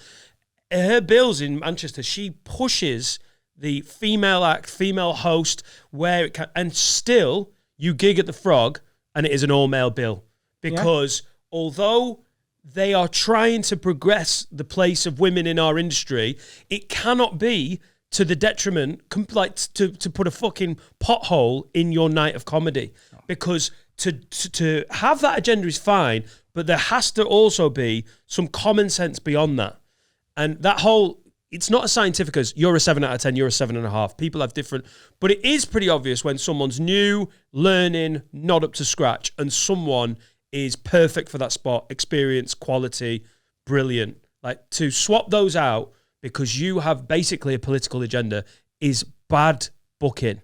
Bad for everyone. It's bad for the club, it's bad for the audience, and it's bad for women in comedy. So, I mean, Hot Water have got well. some criticism for this over the years, and it bugs me because I gig at Hot Water with women, and I don't, like, it's annoying when people are like, you just book men, and you're like, cool, well, I've played Hot Water with female acts. Like, what's, like, I feel like it's such an unnecessary jab. And I know that this portion of this podcast is going to sort of be sent around a couple of comedians' WhatsApp groups, and it's going to be, it's 2 straight white men talking about women in comedy. Do we really need that again? Well, it's our podcast and we'll do whatever we want, so shut the fuck up and suck a fart up my ass. You're doing well. Oh shit! You're doing well then as well. You've done really well for 15 minutes. It's done really good. And he told him to suck a fart out of your ass. My tour is Dan Nightingale. Because they told me what to do at my own podcast. They didn't. Women are allowed in. I'm very pro woman, and I will let them in the crowd. Yeah. On my tour, it's honestly Not the front row though. Honestly, I'm a bit modern like that. I will let women in the front row, and even the venues that we use have got toilets specifically for women. That's really transphobic. What? You should have mixed gendered. Should have robot toilets. You don't. Yeah, I have those as well. You know, you don't gender the toilets at all. People should just be allowed to use whatever toilet they I don't want to do this banter. Why? I was liking the men and women banter. It's not banter. Well, you're trying to be progressive, and that's, you know, in some ways to be commended. But at the end of the day, what you're doing by having female toilets or women toilets is excluding trans people from your tour shows, and it's actually disgusting. Yeah. Well, It's we're really looking disgusting. to changing that straight away. Have you got cyborg toilets? Yeah, I don't want to do these jokes. We were already sort of in trouble. This is a new layer. Is it pet of friendly? Fucking. Have you got toilets for helicopters? Is it pet friendly? Yes. Is it Helicopter pet friendly? toilets? Yes, now it has. Is it pet friendly? Yes. People can bring their pets. Yes. Yeah. What about anxiety pigs? No. Yes. Why? Because they're good. Yeah. Anyone can come. Can you bring depression drones? Yes. Can people bring their babies, their newborn I feel babies? so hot. Can they bring newborn babies? I'm hot. Can they bring newborn babies? Yeah, You're whatever. excluding no. new mothers from your show. No, wow. not at all. Wow. What? Because the baby might cry and ruin one of your precious jokes. Oh, does the man have a joke? Can black people go? Yes. Right. Right. Just as long as there's no Jews. God, that was really... You nearly got me in trouble there, guys. DanNightingale.com. Wasseltop. Is anyone else hot? What does that mean? Nice one. I think it means congratulations. Oh. I think Isn't it a type of cocktail? Dan, you've got a hat on. Can you please do the jar rule? that's a good joke. A jar rule. muscle top cocktail. What are you basing it off? A Molotov cocktail? It's pretty good. I'll just spell That's a muzzle. fucking great joke! Oh my I'm gonna laugh! I fucking used Beyonce and fucking you know they got I fucking knew the Beyonce buoyancy joke was going to come up.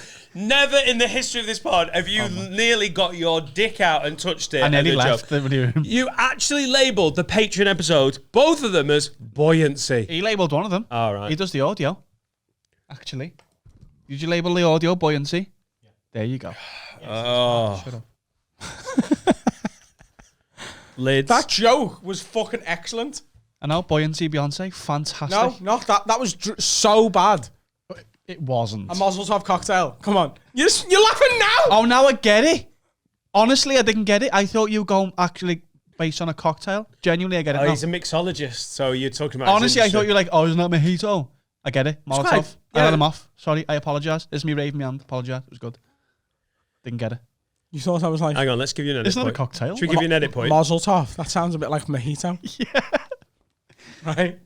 I like it. I apologise. Good joke. Beyonce was better though. Jake Morris says, "Hiya, Lids. Me and my girlfriend are moving to Carlisle, and we have got our first house together. What are the top tips you guys have for living with a girlfriend?" Well, can I just quickly answer? Don't do it in Carlisle, but we're moving together to Carlisle. What for? Cheap house prices. So they're moving in. Sex parties.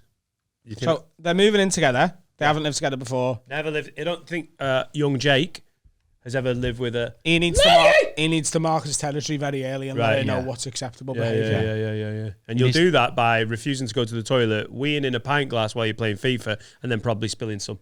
I didn't spill any. Do you know? No. Pint glass is actually one of the few glasses wide enough to hold my dick. Hold. Did you Hold. just like a catheter? Just continue playing while you're pissed. The underpants will do so much. I need glassware. Yeah, just like, do this, don't do that. Anything else, we can sort of, we can refer to the handbook. Tell her what time you want Make your a tea. handbook as well. So his advice is do this, don't do that. Tell her what time you want your tea. Like a specific time in the day. Oh, 5:45 is a good I one. forgot what we just talked about for 20 minutes. I asked the wrong question. No, you didn't. Because do you know what's going to happen? They're both going to, and what's really lovely at the minute, because I spoke to Carl about this recently. Carl, can we talk about the fact you're looking to buy a house? I mean, hopefully when this goes out, I've got a house. But yeah, go on. So you're looking to buy a house, but you've never lived. You've never bought a house before, have you? Hang on, what time does this finish recording? I'll have moved in by then. Yeah. I haven't bought a house before, but I imagine I want it. Someone's going to be willing to lend us money, and Sarika's got an estate. What I meant by she'll that be in. was, this is out in 5 days, and the offer should be put in and accepted by then. Right. I don't think I'm going to be living there and having parties. Well, you literally said, I'll have an house. Yeah. Well, if the offer's been accepted, it's my house, innit?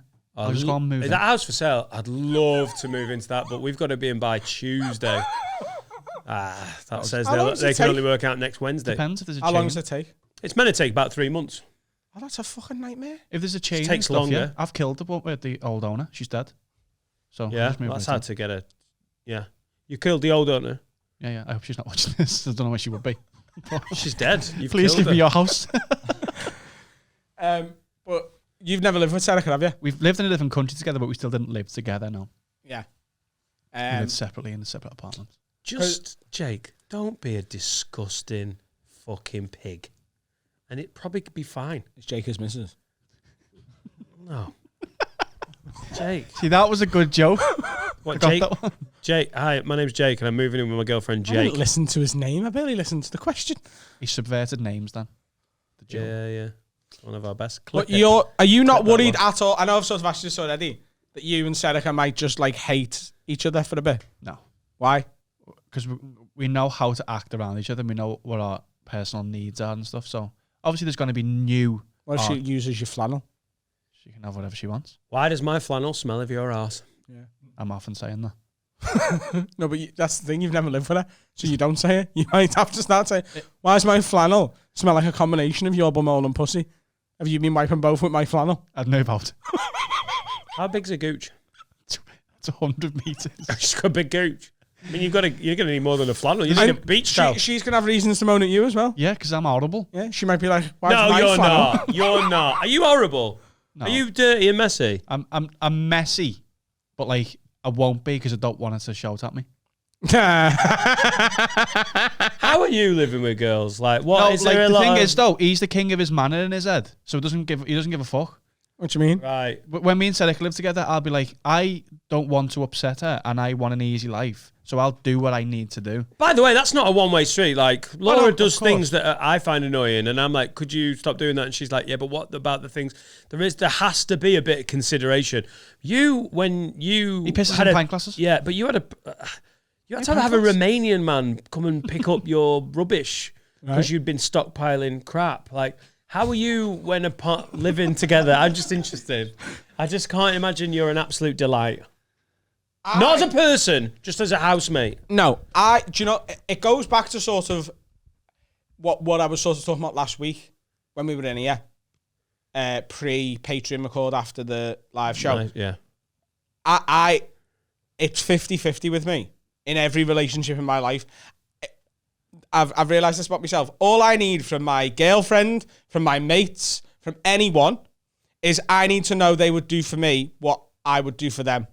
And that sort of flips when it comes to housework, which is... £800 Christmas present, dickhead. Yeah. So it sort of I'm flips. spending 15 grand. It sort of flips when it comes to housework. I will do for you what I see you doing for me.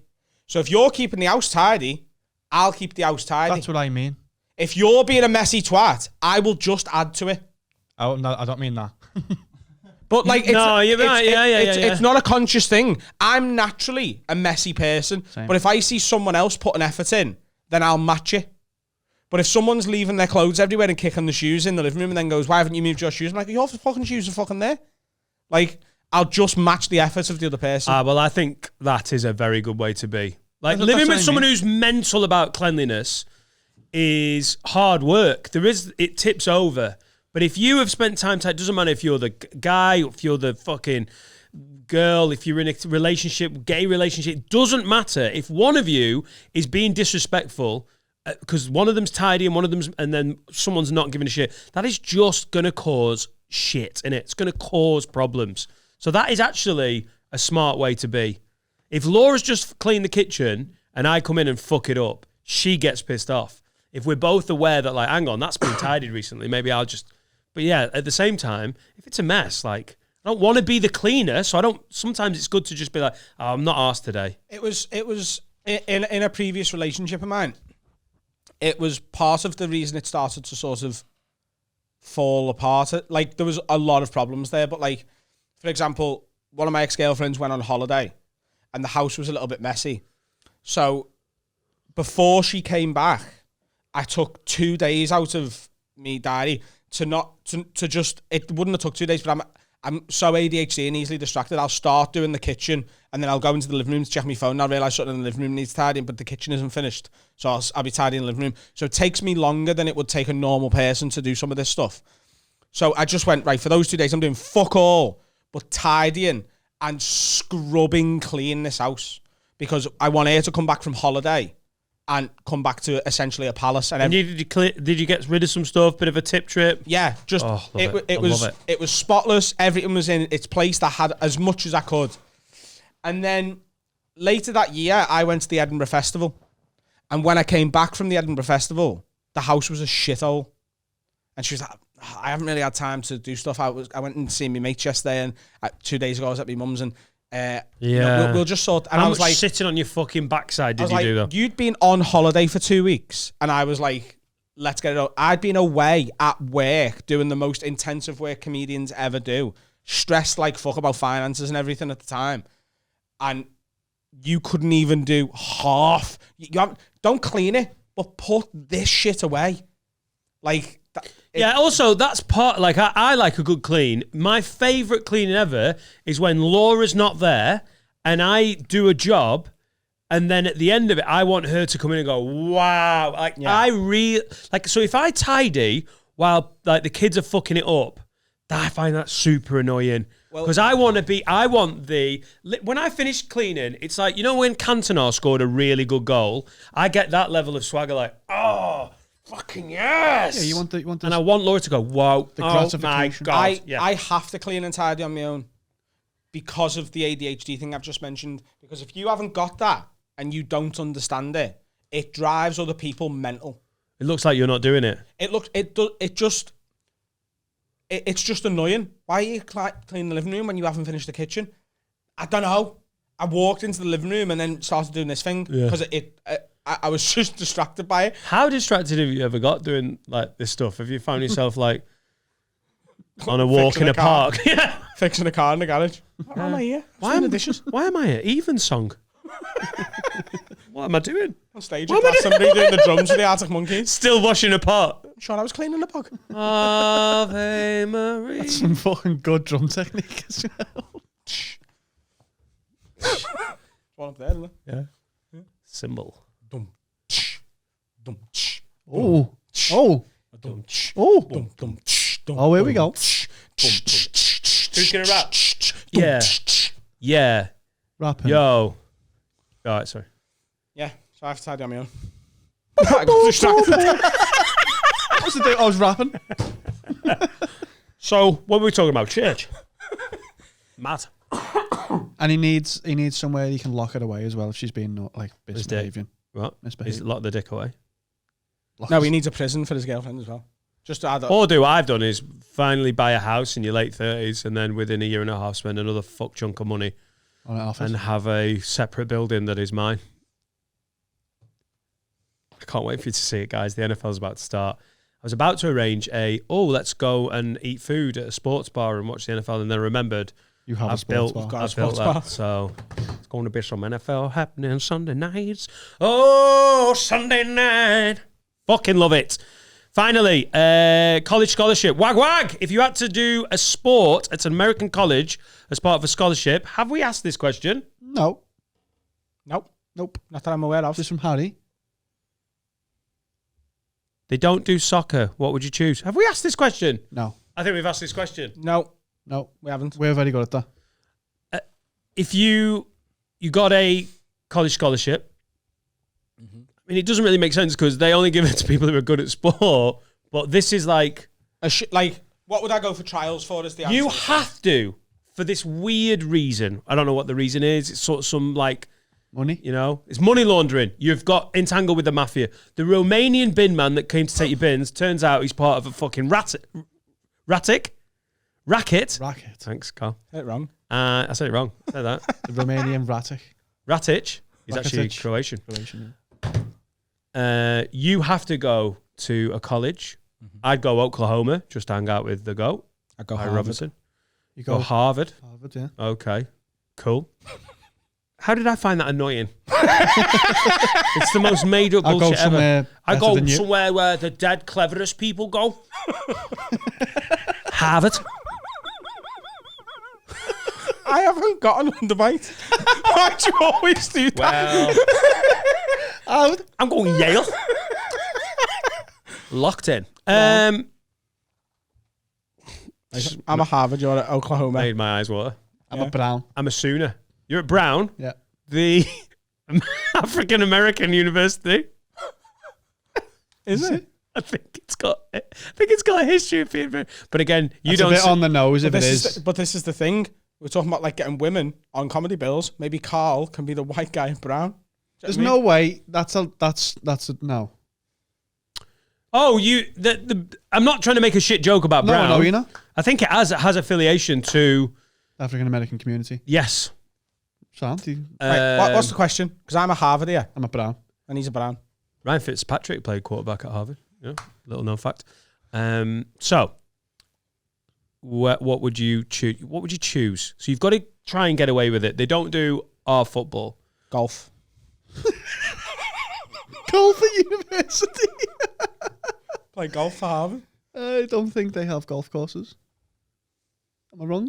Do you know what? I wouldn't be surprised if there was golf. A golf scholarship. Yeah. Well, what do? They definitely do track and field. We know that. They ultimate do frisbee. wrestling. They do, because Kane... Lacrosse. Could I do lacrosse? Definitely. Yeah. That looks fun. They do women's football. I don't think they do men's football. I'd do women's football then. You do women's football. Yeah. Would you shave your beard? Like she's the man Yeah. in reverse. Because you do look a bit Hispanic, obviously. I mean, I should. Everyone, I tell you what, that new bird, Carlita, I think she's South American, but fuck me. Sounds like a Scouse man. Hello. Could you do your voice? First day of training. Where am I from? Well, somewhere where your face passes as a woman's face. So deep as dark as Peru. Oh, hello there.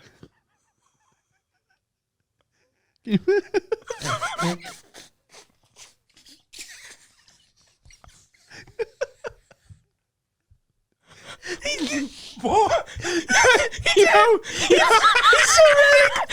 rarely plays along with those things. I can't believe he went, I'm going to do it. Do you know the person she's saying hello to? What are they doing? That was so surprising. Whoa! Hello there. This is Peru. She just opened the wardrobe and leave it in there. Hello. You sound like Chanel the Scouse Padder. Hiya. There's a pretty girl then. Hang on. Oh, hello. No, hiya. Hi. Lady. There's a lady. Oh, this is one for the ladies, isn't it? This episode, this section. Ooh, this. Hello. Oh. I play football. I think we should do a show at the Women in Comedy Festival and just play this section. I play football for the team. Brown. Yeah. Striker. So I'm the head coach. What up? Hello. Right. Carlita, is it? Yes. You're from Peru. Yes. A bit of a... Maybe need to get It some... is a 5 o'clock shadow. It's 5:30. What about darts? Could I do darts at Harvard? Obviously, we'd never get to play their uni. Yeah. We'll do darts. I'd smoke you. I get it. That's an elite level. That is a callback, very that. good callback. So what? Where did all the back Where down? did all the play? back- Oh, That's yeah, man. That's Sorry. excellent. Remember that clip that went viral? I'm not getting... Devin Peterson. Yeah. Shout out. What would you do? It's not college football. It's not that. I'd lose a spleen pretty fucking quickly. I think golf is a great option because even though you're shit at it, being shit at golf means everyone's like, this guy's a fucking idiot. Being shit at American football means you could be paralyzed. It's like, oh, that small receiver's got the ball. Oh, now he's dead. Because I caught it, went, Hercules! Linebacker. What about speed skating? I think I could be a decent quarterback, but I'd have to wear like high heels. Speed skating. Hang on, the image of speed skating. On pause. Yeah, speed skating. It's so pedo-y in it, speed skating. Get low, get fast. It is if you do that voice. Yeah. All paedophiles should be forced to wear skates. And So you can hear them. Yeah. So, who's that rolling over there? Pedo. All paedophiles should be forced to wear skates instead of being sent to prison. Oh, That's the punishment. release. yeah. That's the license. You gotta wear yeah. rollerblades Yeah. So with a bell. well, how do you enforce that as a policy?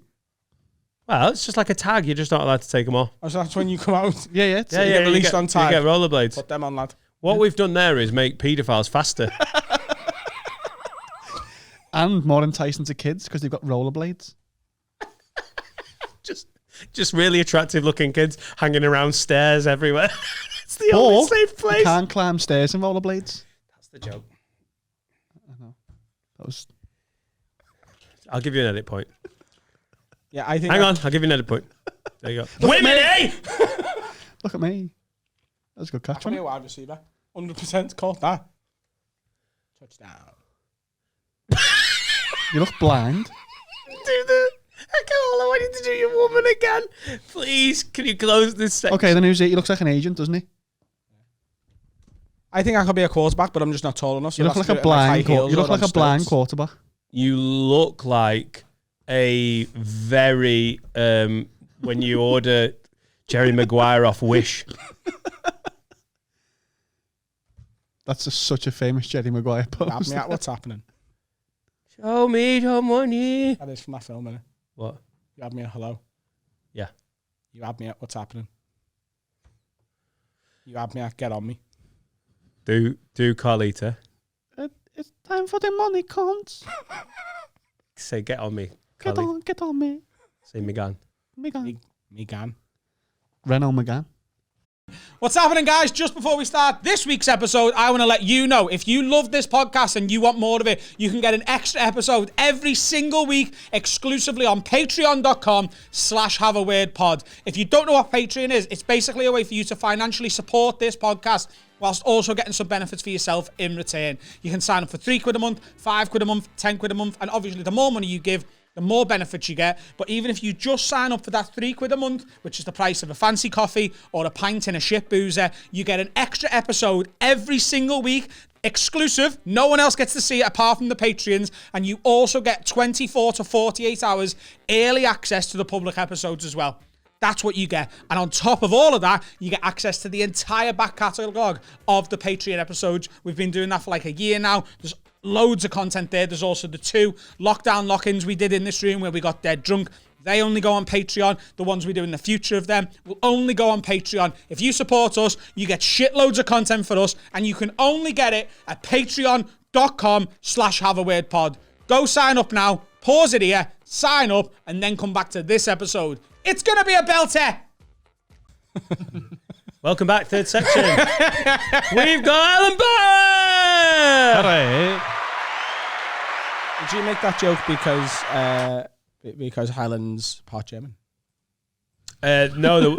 Was it a joke? I don't think it was like, it was just like a weird thing to say. He was trying to make me laugh. He does it all the time before he hits But record. you didn't. No, because It was really silent. It was awkward. Because compared, You've not watched this podcast, have we? We do fine with the silences, mate.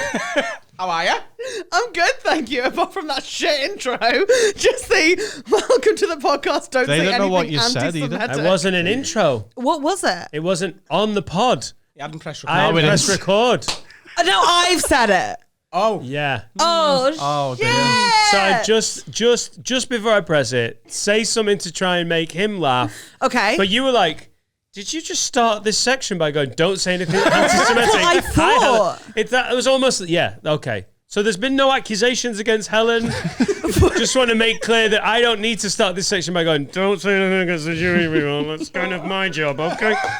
Okay, can we, I want to redo it, but I want to try and make Adam laugh. right, okay, go on. Okay. Ready? Yeah, okay. Wait, Cut, edit, cut. nudity? Cut here.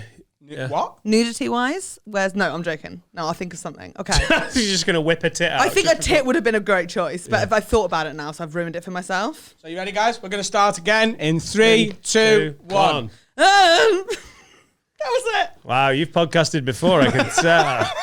You've listened to this before. I'm not very good on my feet. I'm not. You're sitting down. I couldn't. Yeah, no, I know I'm sitting down. Obviously, I'm aware that I'm sitting down. I just wasn't very good, thinking on my feet just then. There's the joke. Did you laugh though? Yeah, I did. I feel did. like right. I did. I think think it's bold to go. Yeah. I think through doing comedy for 11 years, I've become desensitized to even the highest levels of humour. Which yours. that was it. Yeah. I genuinely believe I'm about 5 years away from the whole comedy industry, figuring out that I'm not funny. I'm just loud and I make noises. The amount of my punchlines that are just a noise because I don't know how to finish it is insane. But I really hope everyone figures it out on the same day. How and have just we not claps me worked out the together? industry. That got me through about 17 years of my career. Right? This isn't funny. Do it in a black American voice. Oh, And it I'm not worked. doing that. I'm just making a noise, a general I know. noise. I'm not doing accents on that. stage? I don't think I have done accents on stage, but because I can't really do accents. Can you not? I mean, I can do yours. Go on. Oh, I'm Adam Rowe. What the fuck? No? It's not that the wasn't What's worst. the word? That's pretty good. Okay. Right. Any other accents? Can you do a twangy Lancastrian like mine? Is that a Lancastrian accent? See, Yeah, I wouldn't even have known that. Really? He spends a long time Really? in Rio de Janeiro, so you can hear that as well. Really? Yeah. Apart from my growing up in Rio de coastal Brazil. See, this is the Mainly thing. Do you ever Preston. feel like you're hanging out with a group of lads from school that you've never hung out with properly before, and they've all got in jokes and you're not part of them? This is what this feels like. Oh, no, we want to be... That's the truth. He lived in Rio de Janeiro from the ages of 7 to 13. Okay, right, bullshit. I see it. Yeah. Fucking hell. This Yeah. is going to be so stressful. No, it's fine. No, Can you do a he German did live there. accent? It's just he wasn't in Rio till 96 when he was. On a pole Well, guy. Helen is half German. I feel like I'm the thickest person in the world right now. No, you're not. I think because Do the noise. I basically only just found out recently that I was bullied at school, so now I'm super sensitive about it. You only found out recently you're going to like school? about a month ago now. In German school? No, I went to school here. I'm from Fleet in North East Hampshire, you know, the service station on the M3. Yeah. There's a town just behind the Burger King. I'm from there. And when you're from a small town, and it's actually really, really sick. It's fucking lush there.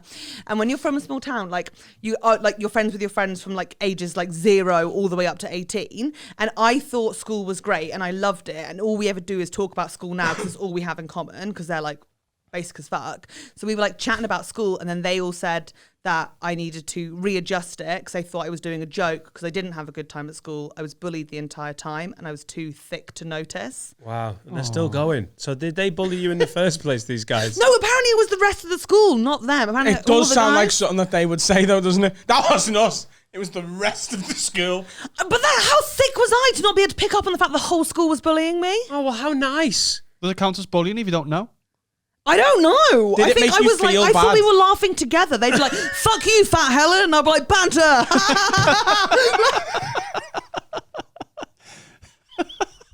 That's quite obvious bullying. That one. Yeah, Helen. Fuck you, fat Helen. We've all got nicknames.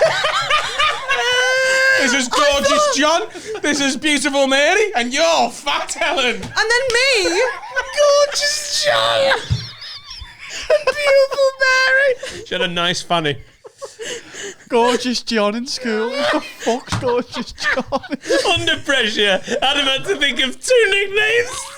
I didn't even go Gorgeous George. Gorgeous John and Beautiful Mary. I love Gorgeous Gorgeous George, John and Beautiful Mary sound lush. Oh, and Snatch, Gorgeous George, isn't it? You're right, actually. My friends were like, Anna, we called her like the most fuckable teenager of all time, which sounds weird now as an adult to say a fuckable teenager, but you know when you're a teenager and there's another teenager that's fuckable. Right. So you got bullied and she got abused. Not, wait. I think we all got abused. Yeah, it's fine being the most fuckable teenager as long as it's not the teachers that are giving you the nickname, is it? That's Fucking nightmare. I don't know what Fleet was like, but it sounds pretty edgy. As long as she wasn't given like a rosette at the end of the assembly. Wait, I was given a rosette. I was given the most likely to become president, which doesn't make sense because we were in England. But like, and everyone was like, "Oh, look at stupid fat Helen going up to get her medal," and I was like, "I'm the queen of the people." Like, just. She gonna be the president someday And I'm like, I made it. of Uganda. Also, I breathe through my mouth, and I think everyone was like, they weren't very nice to you about that mouth breathing thing. And I was like, no, everyone thought it was really funny because I was like, and they were like, no, it wasn't good. But maybe, yeah, I live in a very idealistic world. Doesn't everyone breathe through the mouth? I've never met you before. No, people Helen. use their nose. No, we've got fucked up noses. Yeah.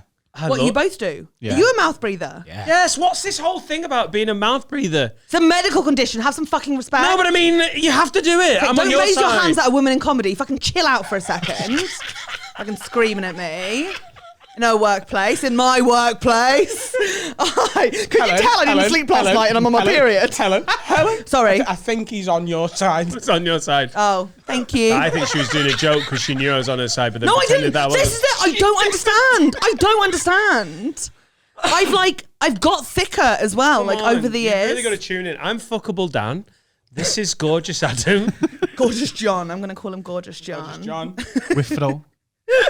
Rapey Finn. Is he listening? No. No. You know what? I was in his car earlier. Really? Did it get sexual? No, just didn't feel safe. All right, Finn? And then literally, like, not to be this girl, but like literally got here and I was like, oh, I'm going to Leeds this weekend just so he knows that like I'm not available. And then he's like, oh, I'm going to Leeds Festival. And it's like, oh, Finn, fuck off. Do you know what I mean? That's just a bit much. Like he was going to follow you there or something. You know what? I would have bullied me at school. I'm like hearing myself now and I'm like, I don't like me either, actually. I love it how you've come in here and we've started bullying Finn. That's how it's... I'm really sorry, Bully. Finn. The bully is the bullied. The bullied becomes the bully. Oh my God. Double E. Believe. Yeah. Cogito ergo sum. Dream, bully, achieve. Carpe diem. Oh, I've got that on my wall. Dream, bully, achieve. Oh, no, believe. Dream, bully, achieve. You've got Carpe Diem on your wall. Not carpe diem, dream, believe, achieve. Oh. What do you think carpe diem stands for? Dream, believe, No, I achieve? thought when he said Carpe Diem, you said I've got that Oh, on but your it wall. is, That's isn't it? just as bad. Carpe Same diem's vibe. roughly like shoot for the stars and miss Carpe and diem is landing. basically get out of bed, smash it, have some tea. I've got this kitchen is for dancing. And we've got that in the dining room. That my old housemate, She had a framed Taylor Swift quote that says, "Darling, I'm a nightmare dressed like a daydream." But she's got 3 mermaid blankets. So I was like, what the fuck's that about? And she cried. It was awful. It was awful. She also put up a sign during lockdown saying, "Today is a good day for a good day." I pointed out we both had depression. She cried again in her room.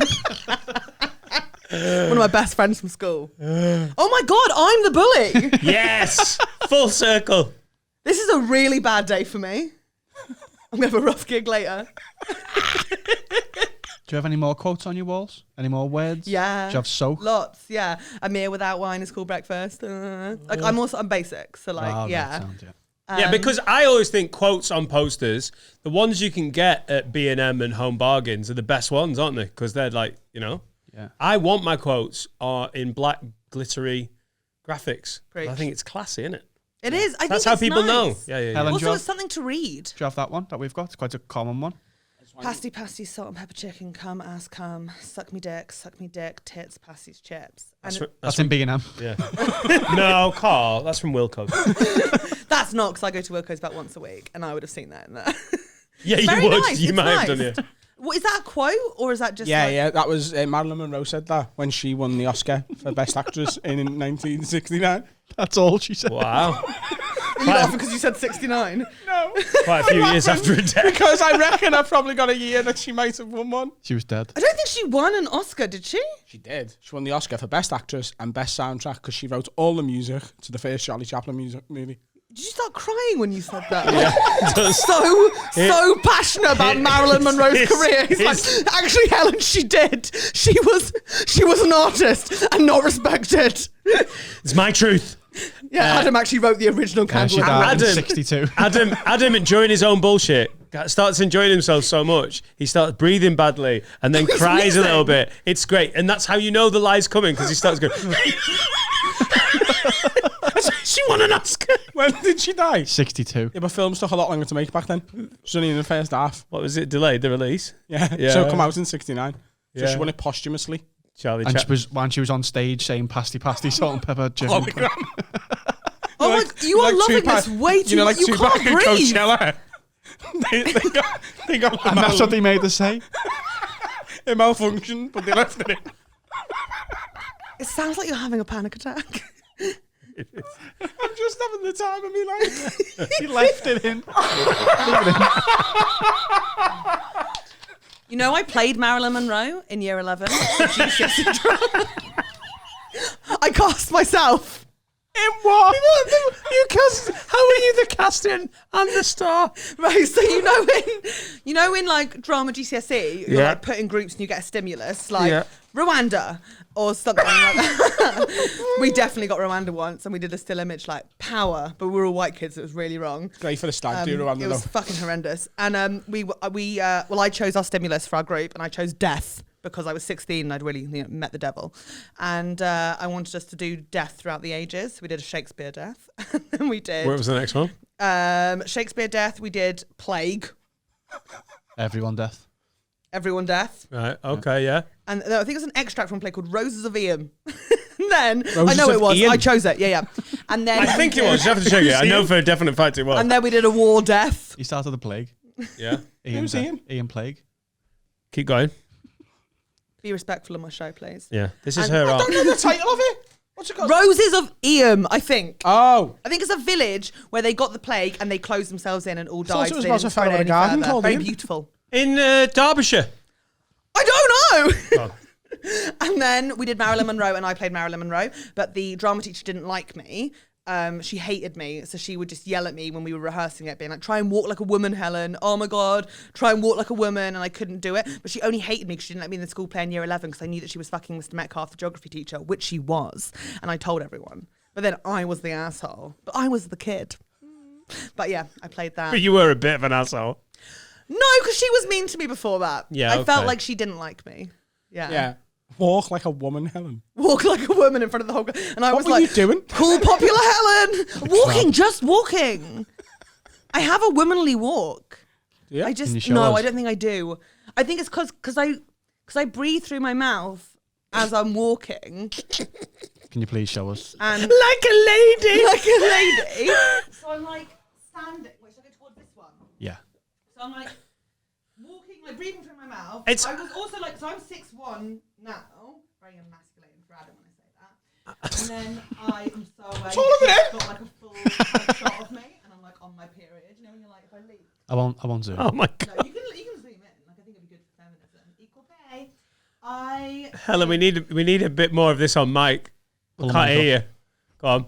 There you go. Okay, I'm 6'1", so I'd walk along with my mouth open in school with my Nike drawstring backpack, Cool which I'd stuff. put little scrunchies around so it couldn't fall through. Nice. And then I would try and hold like something like cute, like a bag of minstrels, because then people would be like, she's got enough money to go to the vending machine. And then I'd walk along with my mouth wide open, like... And then they'd be like, oh, we love Helen. There goes stupid fat Helen. And I'd be like, we're all on the same page. And then, then I found out I was bullied 14 years later. This is my life. It does sound like you were bullying some people as well, though. Who? Mrs. Horner? And the other children. How? They got roles in the play about death as well. Oh. It wasn't like just a 10-minute production of me doing death. Like we all got to play different things. Cool. I just... And did you not took take the your main acting out. career any further? Oh, yeah. Are No, you I still took it acting now? further. Are you still doing acting on the side of stand-up? No, but I want to do some more. What for would be your sure. dream role? The dream acting role? Uh-huh. Oh my God. It would definitely, this is something that would never happen because I can't sing, but it would definitely be like a musical theatre West End production. Don't you think? Like Jesus. a Please don't. fucking massive. Wait, are you not musical theatre fans? Not all of us, but someone here is. I don't want Adam's into it, yeah. Yeah. But Oh, you already we're not knew all that. into it? Yeah. We've measured out before, yeah. Yeah. Cool. How can What's a your favourite bastard musical? or the son of a whore and a Scotsman dropped in the middle of a forgotten spot in the Caribbean? No, why are you not loving this? Yeah, Go up to be a hero and a scholar. Oh my God, Alexander Hamilton. I'm the first gay president of this Canada and United States and Botswana. I love to rap because I'm Alexander Hamilton. I invented the light bulb and lube because I'm the fourth gay president of these United States of Canada. Yeah, that one. I love that one. I like that one. Do you ever worry you'll Hamilton. die alone, Dan? I've got a wife and 2 kids. I would love the peace and quiet of dying alone. I'm telling you get right it. now. You'll get it. I'm on the way. Dan hasn't seen Hamilton and he doesn't like how much I talk about it. Finn likes it as well. It's flawless, isn't it? It's so great. It's Have you watched it on Disney Plus? Have you gone to see it in London? Flawless. Mate, do it. It's great. It's so good. I'm Alexander Hamilton. Rapping about history. I'm rapping about history. Who are you? Thomas Edison? You're the second. They do say Thomas Edison in They the lyrics, do. so I'm like, Because I'm he's the second gay president of the United States of Canada. What? Vivo. Can you do Moana. this for any musical? Perfect. Oh my God, please do Moana now. No, because I like that one. Make way, Moana, it's time you knew. The village of Motonu is all you need. Oh my God, I that love. was so beautiful. Oh, thanks. I would like But to play Aaron Hamilton Bear. can suck my fat fucking balls. You'd be great at that. You'd be great at that. Dear Theodosia. Yeah. Me and Jordan Brooks just did that in a car share back from Green Man Festival. We did it 3 times. It was amazing. Actually, and this you're not going to like this after that. It's my least favourite song in the whole musical. My favourite one, though, is Wait For It, which is why I want to play him. Very nice. Do you agree with both of the things I've just said? No, it's good. It's good. It's good. I really like Dear Theodosia, but I guess it's because I've got a more sensitive soul. Yeah, it's because, I think that song was written for people like you Basic who don't bitches. really Yeah, understand yeah. the rest of the musical. Yeah. Thickos. Yeah, Big yeah. fat thickos. I'm Yeah. gonna give some feedback on eBay. No, I was trying to make my old housemate cry the other day. So I was sending her, do you know Wicked? The musical? Yeah. With Idina Menzel and Kristen Chenoweth, and they played the original Elphaba and Glinda. And I found a video of them performing For Good to each other for the last time on Broadway. Someone filmed it on their phone, and I was like, this song is basically about us, this means so much. And I sent it to her, and she didn't cry once, but I was like, this will get her. This will get her, because she's Is left me Wicked now. the Witch of the West? It's I'm about not- both From Oz, yeah. witches. Oh, is it about both witches? Yeah. So origin story. From Oz. Do you not watch any musicals? No, I don't like performers that act and then sing too quickly in the same sort of space. But you just performed and then started singing. No, and that's animation. I've told That's Adam why fun. I hate musicals, because he could just say it. Well, I can't. I'll But be why honest would with they you. not sing it if they can sing? What do you mean? Like, if you can just say it, but if you can sing, why wouldn't you sing it? Because it's going to fuck up the Shakespeare production that you're putting on. Because Shakespeare wrote so many musicals? No, I mean, Exactly. aren't you saying that Why didn't Shakespeare everything sing it? should be sung? No, only singers should sing everything. Okay. So, like, if you're a singer, you should always sing. Right. No? Yeah. I agree with you. It's just when I'm watching it, it takes like 4 minutes to say, like, let's But go. have you been to see one? A musical? Yeah. Yes. Which one? I went to see The School of Rock. Oh, great. Okay, yeah, fair play. Saw the I always Phantom of think the people are Op- saw slagging the- things off when they haven't seen it. Saw But The you've seen Phantom of it. the Opera as well, How good is that? on Broadway. Shut up. How was it? Amazing. I love Phantom. What I can't get my head around, what I don't like, I think I said this to you a couple Lost of weeks another ago, one. is you know when you see a film, Yeah. and have you seen In the Heights, the film? No. Right, so it's a musical, Yeah. but it's a film, and then they're talking, and then they're singing, but it's people, and I don't like that. I can deal with it on stage, but in a film, I'm like, no, one or the other here, or be a cartoon. Or Lion King, they talk a bit, they sing a bit, it's a kid's film, and you sort of Okay. go, oh, they're singing now, but it's a cartoon, so it's fine. Well, I think it depends on the music if they've got a good intro into it. Like when the music starts halfway through them speaking and then it switches, I think it's great. Do you know what I mean? Like, but then Disney's different as Can I well. have a 'cause they cup can of play it- tea? Can I have a cup? Like, no, just go, hey, gives me a cup of tea there, lad. Yeah, but what musical is that in? It's an example. Also, Mamma Mia is flawless as a film. I haven't seen that many. You know. would fucking love it. Do you reckon? You would die. I'm telling you right now, if he gets into Mamma Mia as much as he's into Hamilton, I'm stopping the pod. I'm out. I'm out. You isn't can sit Mamma- here. I'm out. Do But I can guarantee you he won't get into it more than he's into Hamilton. It's good. It's not Hamilton. you know why I call bullshit on myself? Okay. Because the Book of Mormon is one of the best things I've ever seen. It's amazing. It's amazing. It's but so I'm into funny. that because it's cool to be Yeah. into that. You know, like. So you saying that we're not cool? I can't wait for you to actually see it, you know, What? Hamilton. I know I'm losing out, but I'm so I can't do it now because as I enjoyed it, I'd be like, "Fuck Adam." That's how. There'd be a tear towards the end, like, "Oh my god, he was the fourth gay president of these United States I of feel Canada." this might be your toxic masculinity, which is like stopping you being able to enjoy these wonderful musical Don't raise your extravaganzas. hands I will to raise a my fucking hand misogynist. wherever I this want. is my workspace, I just I feel, and that's your truth. that's my truth, that you need to open your horizons and go to a musical. No, look, And- you're right.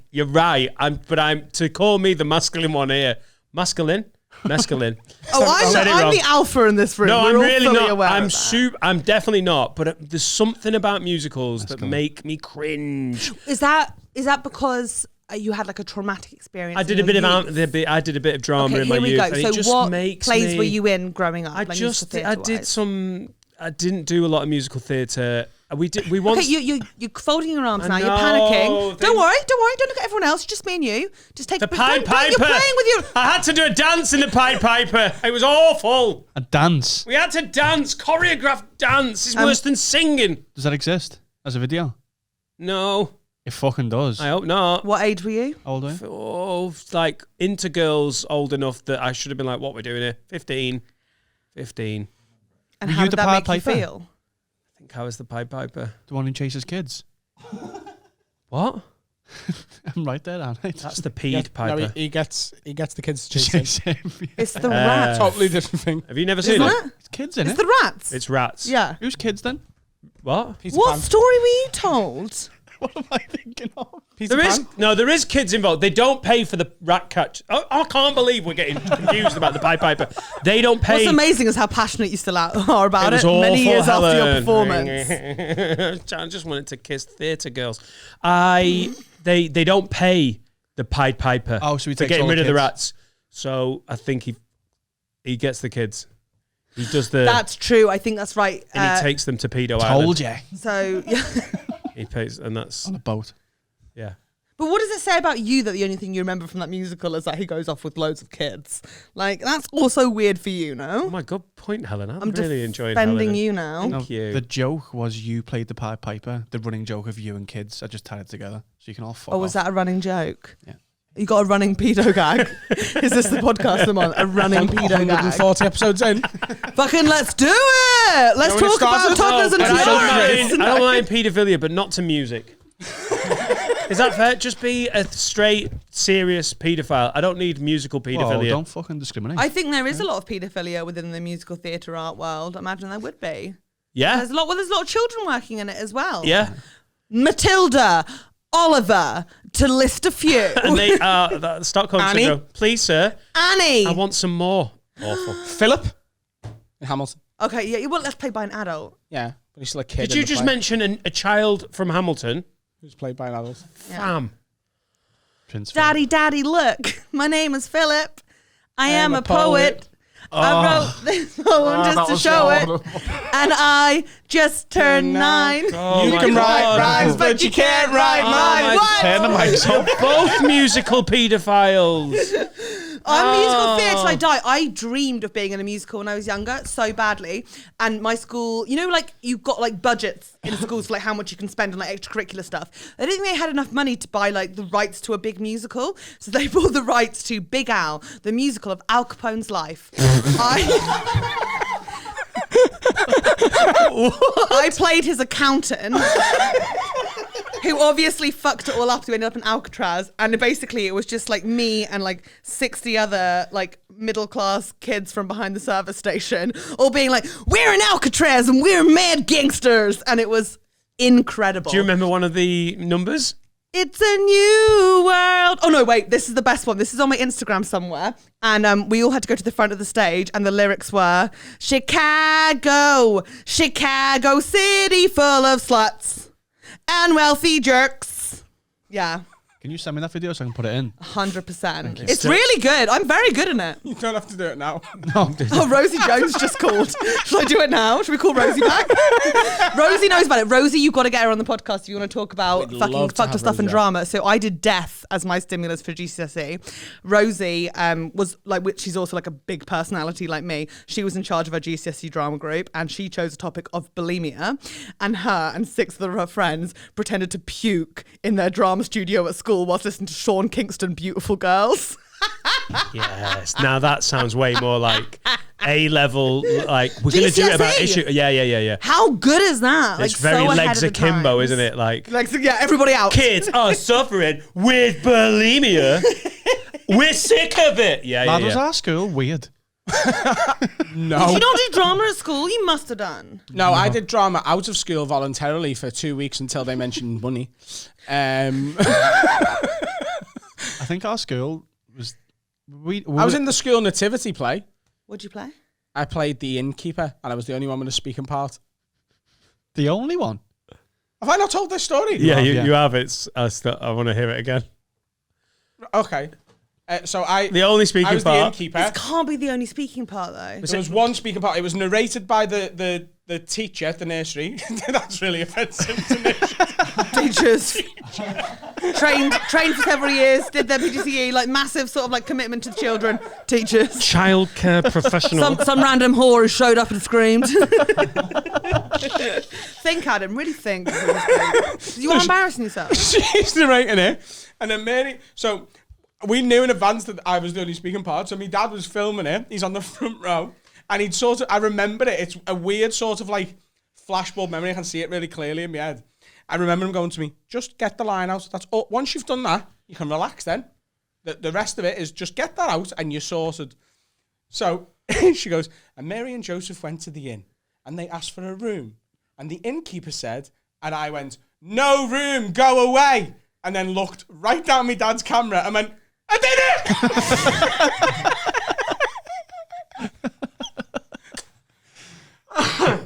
Why was no one else talking? Was it like a special needs school? Like everyone was just Did like you? deaf, like non-verbal Oh, we or got- something.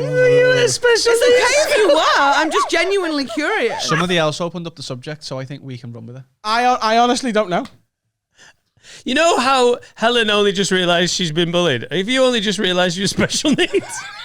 No room, go you've away. been told. You would have been told by now. It was just a normal nursery, but I think they were just like, let's just like. You were the we're confident all one. 3 years old, so Don't get angry. Don't get angry Getting now. like 400 3-year-olds to all 400. Fuck. Is it a fucking aircraft? What Andy? kind Normal of... nursery school is 400 3-year-olds trying to do one story of immaculate conception. It sounds like a battery farm. Yeah, don't worry about it. It used to be a fucking quick save, but we've opened it up. All the barbed wire, there's no sharp edges. We just let them in there, Just running around. hundreds of them just running around, just bashing heads with each Don't other. worry, Mrs. Rowe. There's 399 of the other twats. They look after each other. 400 3 Just the nursery teacher, gorgeous John. in the nativity as well. They know to shit in the corner. They know which one's the shitting corner. No, there was only like 20 of us or whatever that had a part, but there was hundreds in like the choir and whatever. One of the biggest productions in the big closing Northwest number. ever. Your mental image of this, sounds like the Gorillas live. Yeah. And there was Damon Albarn and... We all sang "I Will Always Love You" at the end. We need a God. 7,000 people. Yeah. Oh, Whitney Houston or?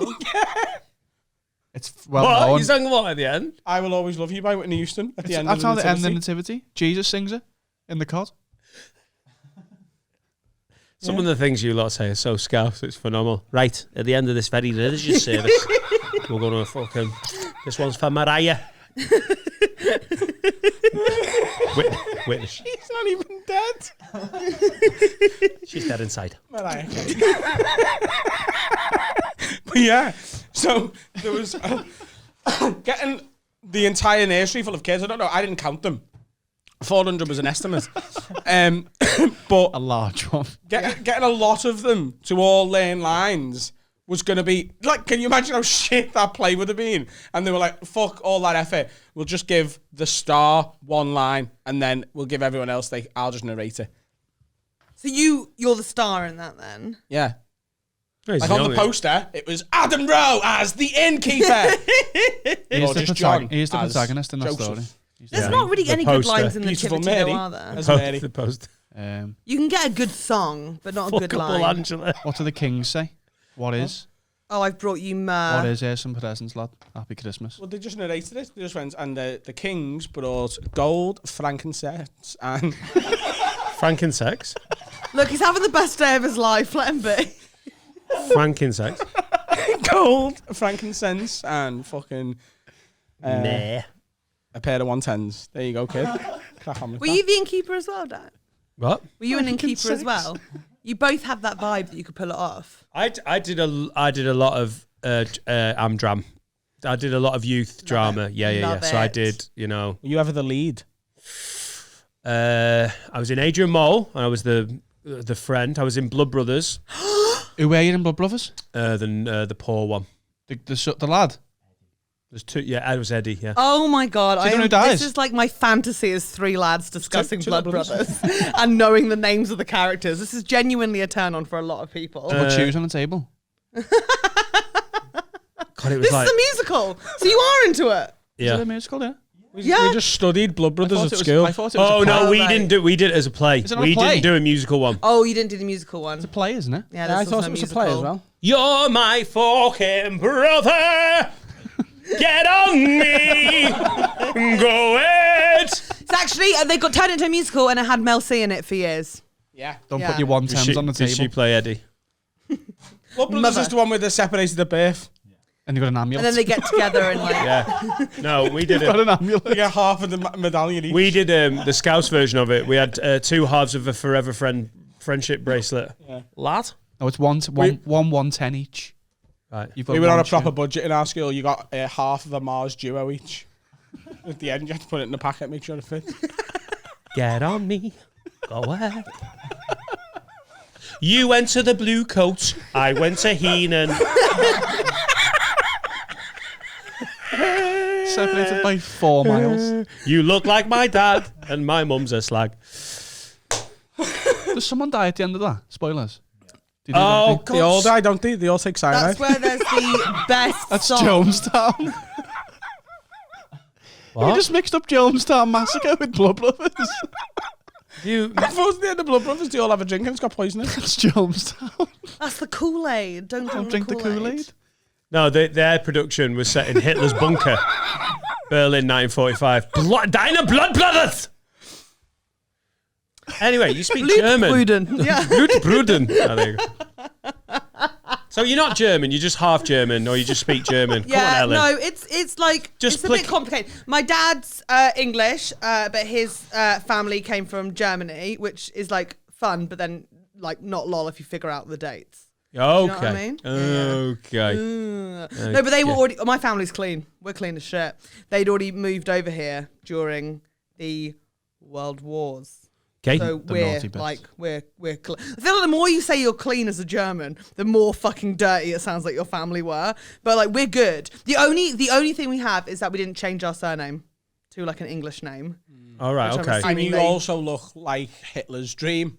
Dankeschön. Yeah, but Bauer, you know. Bauer's a super German surname. But It no, means, but I peasant. think if you come over here and you're like, okay, we're the war's obviously kicked off. There's probably a lot of anti-German sentiment. Bauer is passable, isn't it? Whereas, like, if you came over and you were like, "Hello, my name is Helen Schweinsteiger," With that accent, I think yeah. No, Bauer. I think that needs a change, doesn't it? Good sentiment Schweinsteiger, field, you're though. definitely not from like. Which side of Rotherham are you from? I'm But from the Bauer is a Schweinsteiger. German name, but then people changed it to Bower, so they wouldn't get caught Bauer. out being German. Yeah. But my grandparents kept it. well, Just yeah. in case, you never know who's going to win. Yeah, you So, never know. be prepared.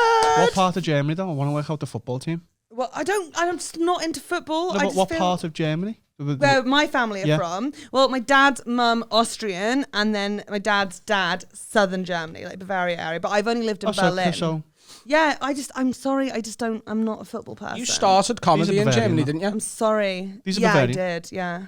Sorry, what? When I was living in Berlin is when I started doing stand-up. I was a waitress. So you moved back to Germany because you knew language and you were fucking about, and then No, I was raised in the UK. I knew a bit of German, like through my family. Learned some at school as well. But like I could speak it. I couldn't really read or write it, but I could speak it well. And then moved to Germany because how old were you, Helen? Sorry. I was 22. But I had a really good reason for moving because have you both had your heart broken? Yeah. Yeah. So I was 22, heartbreak, and like we're all comics. So like I lent into the pain of it. I was like, let's make this the most painful, tragic movie style heartbreak of all time because we're self-harmers by nature. And I thought I would move country and then he'd realize how much he missed me and come and get me or get me to come back. But he got a girlfriend. Mad, isn't it? In Fleet. No, in London. And then I had to stay there or I'd look like a freak. So I had to live there for like 3 years. Just to prove a point. Like a psychopath. I love Helen. So I stayed there. And then in my last year there, I started doing stand-up. Wow. So in Berlin, Yeah. how's the comedy scene? It's really good. Everyone it? always thinks it's going to be shit. There's like a stereotype, isn't there, about like, oh, German comedy. It's fucking We've been. amazing. We've been to stand Into up. a German I comedy. didn't go. Oh, didn't you? No, I wasn't there. When What were Freddie you and doing? Paul got up, Yeah, what were you doing? I was elsewhere, probably making sure Davey Ash wasn't throwing himself in the ground. This is a German speaking comedy club. No, there's loads of English nights. I did do German speaking when I was there a bit, but I mainly did English language Oh, comedy. I would love to gig in Berlin. It was great. I can hook you up with gigs. No stress. I do Oh that all the my time. God. Next year. I'm not going back to Berlin. We've been twice. I'm going to at least one of the cities in Europe We're going to Krakow and then we go to Berlin. Why are you going to Krakow? Why not? because Wait. we haven't been there. I Yeah, went but to like- bed. So The right. main like sites of Krakow are Ah. Amber Market and Auschwitz. Yeah, but Yeah, we're clean. but We're the clean beer as well. is like 80p a beer. That's why we're going. Yeah. Okay, well, so's Tesco. Yeah, but you haven't got the weather in Tesco. Do you ever go on holiday? Yeah, I go on holiday. Why? Just, I don't know, for Instagram posts. Yeah. Also, my wife's not going to be all right if we're going for a boys' weekend in Tesco. So it needs That's to be. true. Just needs a bit more. Well, Berlin is sick, and the comedy scene there is great, and I think it's just like a best scene to start on. Like, I know you guys have it because you started outside of London. English-speaking I think it's good. Germans, or is there a UK comics over there? What's There the was scene made there up was of? like maybe 4 or 5 British people, maybe when I first started, and then there was like mostly Germans, lots of Polish people, and then obviously like lots of like Middle Eastern, Turkish people, Yeah, they've got a massive Turkish. Yeah. So I did comedy in Oslo. It's one of my favourite things that I've done in stand-up. It was great. We did the Latter in Oslo, which is a huge purpose-built comedy theatre with a club bit. And they do the whole show in Norwegian, compare all then the you acts. just go on. And then me and Sean McLaughlin go on, and it was like literally like Manchester, Dan Nightingale. And you're like, well, that's me. And Well, to remember all that. Yeah, I actually learned what the intro was. This guy hates some musical pedophiles. But if you do it straight, just speaking, he likes that kind of It wasn't pedophilia. jarring that you were like changing languages. Yeah, I didn't walk out like, thanks very much, thank you. I went, what the fuck? Because this is how it felt. That's genuinely how it felt. I know this is a dodgy Norwegian, but they're white in my head. The Latte, and the Oslo, and the Manchester, they have the Nightingale. and everyone's like... And all you've heard all night is like, and then you walk on and go, hello, and they're like, hello. The whole gig just switches to English, and they're like, of course, we speak English as well. Because I'm in their land, I'd have felt like I would have had to try and just guess some. Just go on and give it a go. Yeah, like listen to the other comics, try and get a gist of it. Just get the sound of it. Yeah. Go on then. Yeah. Well, I can't because I haven't listened to a night of comedy. You did You've just heard listen Dan to do it that. then, though. That wasn't real, was it? It felt real. It felt like you were committed. But it wasn't. And I haven't got any context from it. So I would have to listen. I'd listen to the whole night very intently. And then when I go whoa. That's how you learn a language to performance level. Could we not do that with you then? Could we not take you to Germany and then you do that in German? Oh, yeah. Adam I reckon I Rowe. can do German. Adam Rowe's new show. Shoes. Choose. That'd be so good. Whoa. Wow, really bad at it. Really bad. Like yours was like funny and good, and it felt like I know Norwegian. some German. Gehen Sie Like- immer geradeaus. Yeah, ich gehe mir immer Get out so my fucking geradeaus. house. Yeah, get out my fucking house. No, just go straight ahead. out. Yeah, straight ahead. Das Rathaus, die Jugendherberge. Uber die That's where the rat Brücke. lives. Do you want a burger? Gives an Uber. Right, guess what die Jugendherberge is? Do you want a burger? Yeah, that's right. Das Rathaus. That's where the rat lives. Well, it's like a town hall, but like debating hall. There you Helen. Helen couldn't have that. To It's like, debate? no, Could actually. you say some more German to me and let me try and guess what it means? Etwas einfach, oder? So, No, just a word or a name of something. okay. Salz, Pfeffer und Hähnchen. Salt, pepper on me chicken. Okay, yeah, good. I'm literally just reading your sign and translating it. Was that right? No, yeah, it was salt, pepper, and It's a piece of piss. It is. It sounds good. It's an easy language. Give him another one. Helen, don't make him win. Okay. Du bist eine richtige Arschloch. Do you wish you could see my asshole? Kind of close. What was it? You are a serious asshole. What? So it's You're asshole. basically German. I'm Ashloch. basically German, but what I'm saying is my Norway plan doesn't sound so fucking stupid anymore, does it? Yeah, but you see, it's different if there's 250 paid comedy punters and you just walk on and go, "Ardy, ardy, ardy, ardy." Get on me, lid. Oh, I'm not in Denmark. And he's doing this. Right, I was doing Danish. You're very good, Adam. You're very good ear for things. He's a good comic, so you get like a good ear for things. No, he's taking the piss and managing to be right somehow. That's what Do he's you doing. think? Can you give him another one? It's not flying, it's falling with style. Give him one more. Something like that doesn't. I'm trying to think of anything that doesn't sound English at Why? all. What's library? What's So bibliothèque. Yeah, do library. yeah. You won't get That's pointless because it sounds just like you could guess at that. Okay. Come on, Helen. Apotheker. Cup of tea. No. Pharmacy. Apothecary. That sounds Apothecary. weird. Yeah. Damn it. Apotheker. They all sound like something. Yeah. It's language, you know. I'm trying to think. Booth. Carl sums it up as he always does. This is language, Boost. isn't it? Bus. It Yeah. sounds from your mouth. Booth. Oh, I'm late for the booze. You know what I meant. Is it? Yeah. Booth. It's booze in Welsh as well. Yeah. What's microwave? Microvella. You said lazy. What's microwave in Welsh? Pop de ping. Yep. Yeah, it is, and that's why we own them. Let's have a little break. Little advert. That was one of my favourite sections we've ever done. Like, Well, get on me. Could you have that in German? Like, get on me. Get on me. I need that in German, those 3 words. Bitte auf mich. Bitte auch mich? Yeah, auf Bitte auf mich. mich. Auf mich. Bitte auf But, like, mich. you Bitte wouldn't auf. say it. No, I know, but if you were Scouse German, you would. Bitte auf mich. You know there's a disturbance in the force when it's me doing an ad read, because I don't do this shit normally.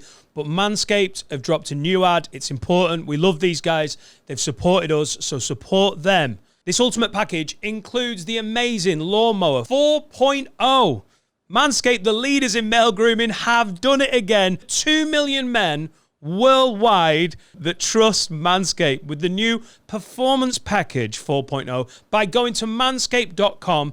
Use the code WORD20 for 20% off and free shipping. That's specific to the lids, to this podcast. Inside this package, you'll find the Lawnmower 4.0 trimmer, Weed Whacker, ear and nose hair trimmer, Crop Preserver ball deodorant, Crop Reviver toner, Performance boxer briefs, and a travel bag to hold all your goodies. First off, the new Performance Package 4.0 includes the new lawnmower. This trimmer is insane, and I dare say the greatest ball trimmer ever. Their 4th generation trimmer features a cutting-edge ceramic blade to reduce grooming accidents thanks to their advanced skin-safe technology. It also has this amazing LED light, so if you're a maverick and you shave your balls in the dark, you can see where you go. And as I said, the Weed Whacker is amazing. It uses a 9,000 RPM motor-powered 360-degree rotary dual blade system. You get all of this kit within the Performance Package 4.0. And then seal the deal with Manscaped's liquid formulations. Their Crop Preserver ball deodorant for before leaving the house and the Crop Reviver ball toner. Manscaped even throw in 2 free gifts with every Performance Package 4.0. Get 20% off and free shipping with the code WORD20. Treat yourself. Go around the house, see what else you can shave. But shave everything. Carl, can you shave pets? Don't shave you pets' balls. Just use it on yourself. 20% off plus free shipping at manscaped.com using the code WORD20. Aye? I don't think he was saying it was racist. I think he was saying it as, because they were attacking the North. Oh. You know what I mean?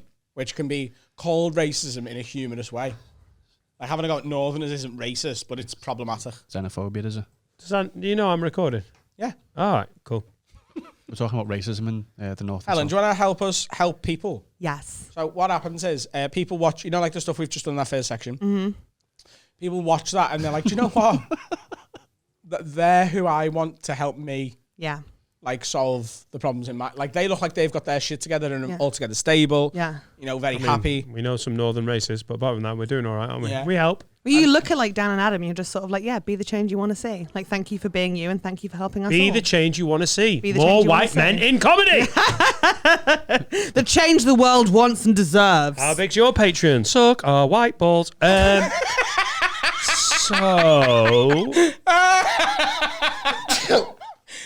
allergic to I'm racism. allergic to racism. I'm He sorry. really is I don't see allergic to colour. racism. I do not see colour or shades. And my balls aren't white. No, they wouldn't be. They wouldn't be. Yeah, purpley. Yeah, like an oil slick almost. No, they're with veins brown. coming out The of it. bruising. Ew. Everyone's willy's brown, innit? Yes. We've got Carl on. You haven't got a white willy. My willy looks like my arm. Really? Hey, and I'm not just talking about a bloody size. Good night, everyone. Thanks for coming. Keep supporting live podcasting. Got a big dick. Your willy's the shade of your arm. It's very similar. No, it's not. Let me just check. Yeah, it Great, gets browner fine. as well. Hey, that's me getting me dick out. All right, we've got some questions in. your- First question is... Carl's got something to say. Carl, first question is from Leanne. What colour's your Note dick? down for him to go to a See? doctor. Note down for a doctor. Hang on. Is that screen on? No. Finger the Dulux chart up for brown. What are we doing? I just think like it's that thing of like, like people think vaginas are pink, but usually they can be like a bit purpley and a bit like, like I darker. love a purple fanny. Right, have they got names? Yeah, they do. So I'd say my dick. We can't see them because it's not big enough for us, so you need to stretch that picture. Save it. Ironically. Are you going to put this on? Yeah. Because you've got it... Yeah, I did it. For the audio listeners, there's thousands of you. I'd say my We're dick. looking at the colour of penises on the Dulux It's chart. Pancho brown Where's that? in the middle. That's the colour of your dick. I'd say so. Yeah, you need some lube. No, or mine's moisturiser. pale coral, I think, top right. No, it's not. Mine's That's really light, Adam. Mine's No, A320 thin pink. Did you colour code us then? What? Yeah. No, it's not. Oh, have a no. look now. Both have a look. No, In a but, minute, we'll do what colour our bumholes are as well. but it is thin and pink. Guys, got some questions. Can you do yeah, dick Bavarian colours on a Dulux chart? Oh, great. Bavarian We're doing chalet. That's a nice Lovely. colour. Yeah, that's nice. But mine, But my dick and my balls are not the same colour. Like, genuinely, I think my knob is sort of either pale coral or it might be sort of the one below it. But, like, my balls are, like, 2 below that. condo coral. Yeah. Well, everyone's genitalia is different, and I think it's lovely that you guys feel comfortable enough to share your Of colours. And I think course. it's kind of sweet that you're different shades. It's okay. Yeah. That's a pale What willy. we've though. learned about Adam's genitals is like it's a fucking Benetton advert. All different colours, different browns, yellow in places, green, like quite a racing green. Yeah. British racing green. British racing green. But I will say, as someone who has seen dicks, they are pale. That's pale. You guys are on a I think you're pale wrong. side of things. How dare you? On an average, I'd say you're... It's not a good or bad thing. After I would the just say episode- you're on the paler after the side of dick episode, colour. One by Who one, are? the other 4 people You can leave two. the room. I'm going to get my dick out and put it against that screen, and I'm going to match it up, and I'll tell you which one it is. Okay, don't touch I the would screen. like to be on the train back to London by then, please. That's going to be on patreon.com. Where men wear boxers. Yeah, you should just all be in the corridor. I won't flash anyone. Just don't touch the screen with your dick. Right, I'm going to have to put it right up against it to get a proper reading. I'm not doing this half-assed. Okay. But even then, I think you should actually go to a B&Q and do decked. it, because like that is on a screen, so they can change the brightness of it. I reckon you guys need to have a word on the road, go into a home base, and like go up there with the paint cans and like really figure it out. Then I feel like you're silvered bark. What? You're going to have to point out which one it is. Okay, so second row, 5 down. Oh, yeah. Yeah. Audio listeners, if you think you're missing out, you'd be surprised how little you've missed out. Sex advice. Helen, Yes. Dynafocus. All right, Lids. Dying of focus. Yep. All right, Lids, listen, I need to ask your advice on something. Please keep it anonymous, but I've been in a relationship for about 19 months now. I'm 25, she's 21. There's nothing wrong with that. Absolutely love the girl, but she hates sex. Like, I mean, it's like a fucking chore for the girl. I love her to bits, I do, but I think we've slept together about 4 times in 19 months. Wow. So I've got a mate at work. She's 48. Good-looking lady. And I was talking to one day about how it's been a while. Next thing I know, I'm pushed into the toilet and my cock's so far down her throat, I'm tickling her esophagus. I hadn't proofread all of this, Helen. I apologise. No, she said, I can have that anytime I like. All I've got to do is ask when I'm on shift. Only at work, as she's got a husband at home, and obviously my missus is at home. I feel fucking awful about doing it because I absolutely adore my girlfriend, but the thought's in the back of my mind to ask the work colleague for another incredible blowjob. What do I do, Lids? Love the pod. Hope it's all right to send this on Patreon, but didn't know where else to send it. I love how she's made blowjobs sound like borrowing a stapler. All you got to do is ask love. But when you're on shift, because I will not suck a dick if it's not near a lanyard. So she said we could do this again. And he's now like, oh shit, my girlfriend, I love her so much, but she doesn't want to have sex with me. He's got blue balls. So- And Racy Tracy from The Okay. Office has been through the menopause and she's ready to suck some dick. Get the Dulux shirt off a bluefin. No. No more. Wait, shots. blue balls isn't a thing because you guys can always whack one out, spaff it out. You can wank, you good. Like, you are fine. Also, why is his girlfriend not enjoying sex? Is he not there for her? That's what I worry about. 2 things. One thing. First, I was going to put the Because bullshit out. I've It's not not enjoyed bullshit. sex before. On Yeah. Valentine's Day this year, I had a condom left in me. Do you think I enjoyed that as a sexual encounter? No. If I No. don't enjoy sex with him doesn't mean I don't enjoy sex. Okay, but that wasn't a 4-year relationship, was No. it? No. So you can have a bad shag where How there's long been did a you know condom. that guy? I was going out with him for 3 months. Ah, right. So, and you were doing that during And he left the... during lockdown? Yeah. Interesting. Right. We living together? No, we were both living individually and he At was by Merseyside himself Police? and we saw each other on Valentine's It's Day. weird when they leave things at yours, though, isn't it? It was illegal. I did the same Merseyside thing. police. Well, that was a lovely little off-road journey. Disgusting, actually. Disgusting to be called out on my own shit. But I mean, the thing is, I know what you But mean. I know right. what you mean. You can crack one out, But that doesn't solve everything, because intimacy is more. But it won't than solve just, it either if they're going to blowjob at work. Like, he needs to go talk to his girlfriend that he loves so much. The fact that he's able to write an email to you guys before but talking Helen, to her. it's almost like you've missed the bit where Racy Tracy from The Office gives him the best middle-aged blowjob he's ever had. What's the difference between a middle-aged blowjob and a young person blowjob? Experience, Helen, But come no, on. that's on me. That's on me. That's on me. It's okay. not her first dick rodeo. sounds Fucking like- hell. It sounds like they have spoke because he said she doesn't like sex. She might have just said, I don't like sex. Yeah, so you're making an assumption here. I'm actually leaning more, very weirdly, more towards your side than Dan's here. Thank you. Right? But you have made the assumption that she just doesn't like sex with him. And that they haven't spoke about it. Because he said she doesn't like sex, which means he has brought it up. And she might have said, look, I've just never been into it. It's not for me. Well, then he needs to talk to her and be like, look, I got a blowjob at work. That's the end of the relationship. I'd build up to that first. How are ya? Do you want a cup of tea? Put your slippers on. Got to go straight for the gullet. You got to go like, look, I got a blowjob at work. She's offered to do it again. Look, it is. Video there. Get on that. And guess what? She went to school with your mum. So it's not like you don't know her. Do you ever find yourself on this podcast when you're giving advice and you're like, their relationship's doomed? Like, what's the fuck? Like, it's not going to work out for you. Find someone else. Next question. Yeah, every week, single Helen. time. It's Well, like, we this try and avoid person's saying that because fucked. then people will stop writing in. Okay. Helen, you're cutting to the quick way too fast. I'm so sorry. You're fucked, mate. Next. She might be a lesbian. She just hasn't found that out yet. It was a joke on the move on. She might be a lesbian. She might be asexual.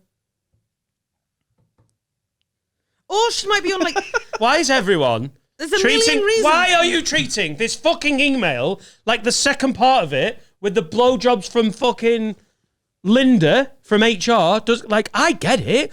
You're in a relationship for 4 years. You're not having sex a lot. Well, maybe you need to talk to each other. What's the problem? That's not the fun bit.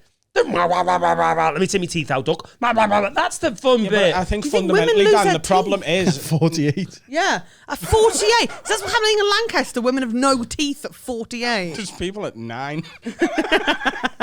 Drinking shit like rocks. Spent too long gigging in Bath, my love. Babington House, to be direct. Look, it essentially, like, if there's no feeling there, because the only like what Helen said before, you can just knock one out. The only difference, It's not the same. It's not, but the only reason it's not the same is because of the intimacy and the feelings that go with sex. Yeah, and he's not getting that from fucking Janice's throat either. That's eventually just going to be like one special wank, and if it happens all the time, it's not going to be even special. Also, he's jeopardizing his place in his work. Do you know what I mean? Or then Yeah, he's 25 and he's backed up. He's really thinking about his career. He should be. When she's like, Zip, hang on, aren't you up for promotion next month? Oh, Would shit. they both lose Should the I job? jizz in you? Wow. Would they both lose their job? It would depend Could on do. the situation. What would this? Why? Because if she is his superior, She'd lose her. he could say, like, I felt like I had to. Yeah. I mean, yeah, it's a good job you asked Adam But about also doing office a sexual politics. act in 'Cause the he, workplace. obviously, having worked in 0 offices in his life, he's like, oh, actually, thanks for asking me this, Carl, because I know employment law. But I have watched The Good Wife all the way through 3 times. Yeah, I know. She is 27 years of senior. How old is he? Yeah, she's 23 years older than him. So I'm sure she's superior. She might just be shit at her job, though. Yeah. And he might be great. Right, listen. And also, your you've gotta relationship consider the fact is that so in the banged. workplace, men get promoted above women all the time, despite not earning it. Fact. Oh, yeah. Probably getting paid more as well. Yeah. That's maybe why she's sucking his dick. She sees a future manager. Sorry, Helen. Why The relationship I'm not is getting my so- dick sucked by her. I'm The fine. relationship is so boned. But if I was 25 and there was just come on, Question, though. the relationship's Question about the relationship being boned. Hit me. Right. Let's say it's just genuinely she's straight. She's like what I said before about her being a lesbian or asexual. It's not the case. She's just not really into sex. Yeah. Right? Has she got to find a man who is the same? Or can she be with a guy like this, but they've got to have a conversation where he can go and do what he needs to do? Because he's got a higher sex drive. And You've hit the nail on the head. It's a conversation. They need to have that conversation. Otherwise, it is, at the moment, what he's done is he's cheated. He's cheated, and now he's trying to decide whether he should cheat again. And it's like, just have the conversation, and then you might have to open up the relationship. There's other ways of doing it. Or it might not be the right relationship for you, and she will find someone else not she'll proper probably go cheating. on to have cracking sex with. Not proper cheating, though, is it? It's cheating. Putting your dick in someone else's mouth and then deciding whether to do it again is cheating. No, it's not That's a proper sexual act. cheating. It's a sexual act. It's not proper cheating. She's over 40. How is that not cheating? It's like a distant. You know the different postcodes thing. Like it's not cheating if it's more than 100 miles away. It's not No, I've cheating never heard this if it's before. more than 20 years older. I've heard that. Yeah. And put it on my also, fridge. did he put his dick in her mouth, or did she put her mouth around his dick? Wait, both. You got to. I have a lot. No, he I might have have been sat there with his dick out. I have a lot of wall art from Wilco's, and that's up in our spare room. It's not cheating if she's over 45. It's cheating. It's always cheating. Is it balls? It is! Take it to Nando's. That's too far. She doesn't want Nando's. Did he kiss her? That's a big one. Also, I don't reckon it'll be a good blowjob. It's a blowjob in the workplace. It's probably not that good, but he just hasn't had sex for so long. sounds It's a that he's blowjob like, he was getting paid for. Can I just say, That's fair, actually. and I'm just speaking No, from I personal know. experience, I actually stand down. It's probably the best blowjob of his life. Yeah. some of the blowjobs we get here in the workplace, pretty good. Who the fuck's giving the blowjobs here? Who do you think? Finn. Yes.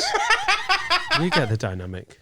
Don't. We bonded in the car about how you were like fresh out of uni and oh my boy. Oh, he's fresh. Oh, that's awful. Have you been Because taught maybe about so- the? Oh, he's fresh. You've got to put your finger in your palm so you stop your gag reflex for a second. You've been taught everything. That's not where we wanted to put the finger. All right. Don't worry, the I'm first three having blowjobs I gave, I thought it was a blowjob for a reason, so I was blowing down their dick like I was blowing up a balloon. It was insane. Is that true? No one ever commented. Yeah, there's 3 men who are still walking around northeast Hampshire scarred. Well, the dicks are blown up still. By Do you know you can give a man a 16-year-old heart attack by blowing down his pee hole?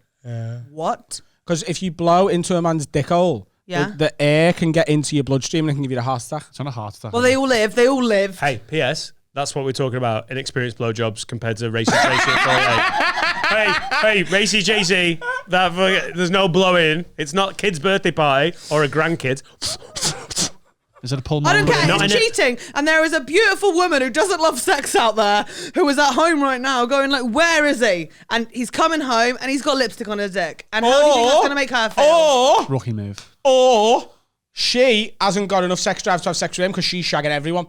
She's cheating Oh my all the God. time. Adam could literally take any situation that we get And where flip there has to be some fault on the woman involved. Like, yeah, she is dirty and she's out there. I've been on Helen's side the entire time. You've She might, managed- she might have paid the woman to do it as a gift. Because he doesn't get it. Oh, I'll pay John in work. Or Jonathan. Clever. Jonathan.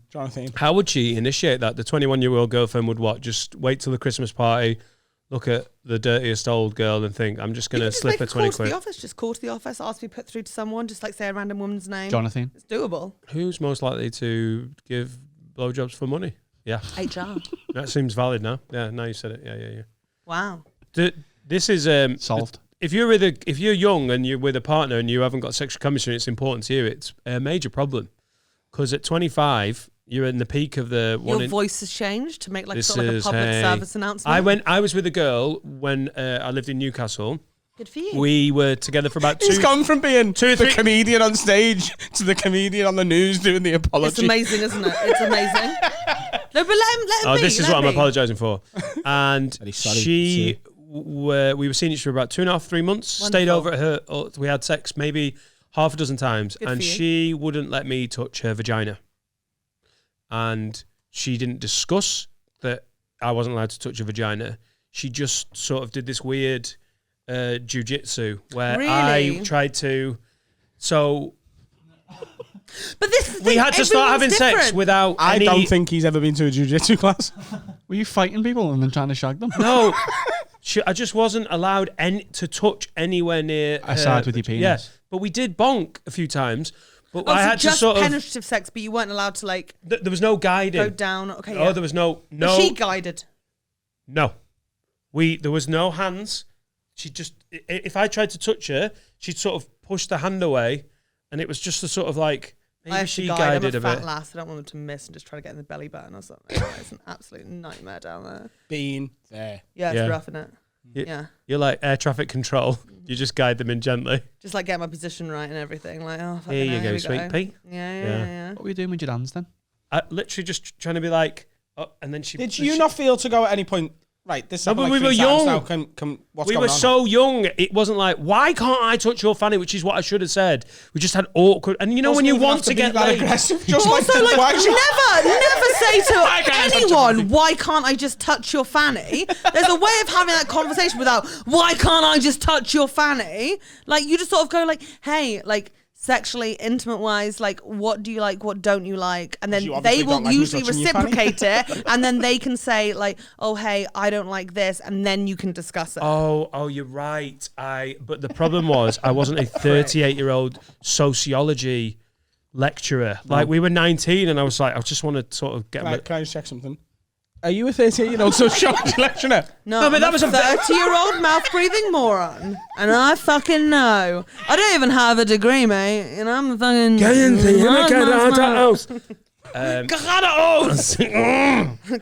Links. Oh, ja, geht so. We didn't have that mature No. conversation. I didn't like. We were just. I don't know. Would she touch you? Not really. No. But I kind of get that. I definitely went through a couple of years, like, guys, and they're like going down on you or fingering you, and I didn't have the confidence to be like, that's not the clit, you know? Because you just sort of like let them be because you wonder maybe they know more than I do about something. back of me so knee, it that does love. take a while to like have the confidence to discuss. Like now I'm 30, it's more sort of like, hey, what are you into? What are you into? Let's Brilliant. figure this out and mesh it out as best like best And we can. being awkward and trying things and getting it wrong, there was loads of that. But this Also, was a genuine, people aren't without funny saying about it, being touched don't on the- touch there, don't that. It was the Yeah. weirdest thing. It But was like- I like you find that tricky to understand because I was a very young masturbator. I discovered it aged like 6 or 7. I was in a park and I was like, and then I got like, you know, like What for happened in women, the park, we basically Helen? like any sort of like Slow clitoral- down, slow down, slow down, slow down. No, What wait. happened in the park? Where were you? I was in Basingbourne Park in Fleet, and there was like a seesaw climbing frame thing, and it hit my young clit, and I was like, "What's your truth?" And then I like forgot about it, and then I was like 12, 13, and I discovered masturbation like normal, like a normal English person for myself, and I was like, this feels amazing. Like, can everyone else do this, or is it just a me thing? And wasn't aware that we weren't supposed to talk about it or do it in school. So then I arrive at school. You thought you were like Harry Potter talking to snakes? I was like, I've invented on a parcel tongue. Fanny tongue. I ran into school. I got all the girls on one side of a classroom, and I was like, rest your vagina on the corner of the table. Like, I was doing my GCSEs. That's why you were bullied, Helen. Hold your breath, it's quicker. Like, I knew everything. And then, like, That conversation is definitely when And the bullying I started. thought- Girls, come here in the corner of the fucking dining room. girls, gather around me in science on the corners.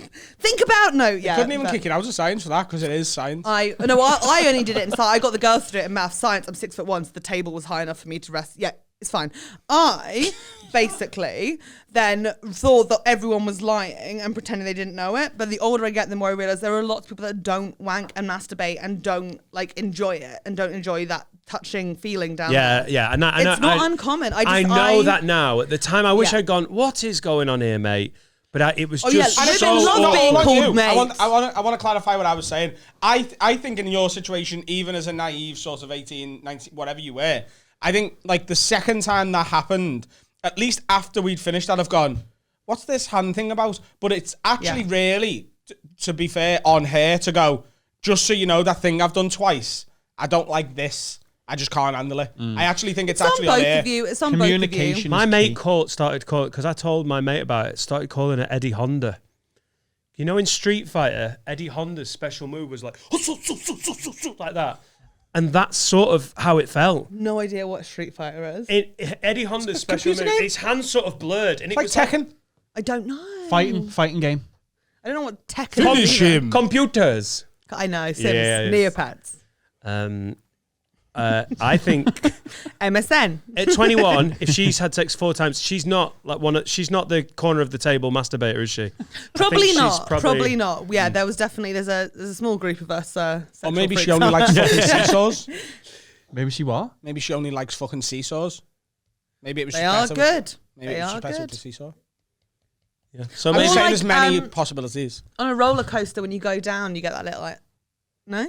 Me neither. Finger Me yourself neither. on Me roller neither. coasters. Me neither. Do you know, I have a daughter who's 4, and what you said about being 6 or 7 in the park, Yeah. this whole I podcast used to stopped being babysit. funny, and I just had I don't know, you'll be able to catch on the video where I was like, Don't oh my worry, God, this is don't. meant to be Kids 20. all do it. I used to babysit, and they'll be like, it's not sexual or a sexualized The thing, humping. but it's the feeling and the humping. Yeah, yeah. They kind of like, it's weird, but it's not sexual. It's fine. So, for my I will tell money, you a story about that when we finish recording, though. you can't say babysitting. that. Oh, that's You not can't say that. Okay, well, I have to, so I've done it now. Please. do No, it no, on no, the no. pod. I genuinely can't. Patreon.com/. Yeah, the paywall. I just keep getting your blood. Okay, come on. No, because I tried to do stand up about it, and I was like, yeah, wait a second, that's the line. I'll tell you afterwards. Racy Tracy, mate. Come on. It's a free pass. It's cheating. It is. It's not a free pass. Yeah, it's cheating.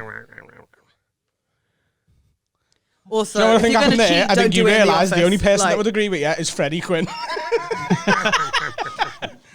It's not cheating if I can hide her in my beard.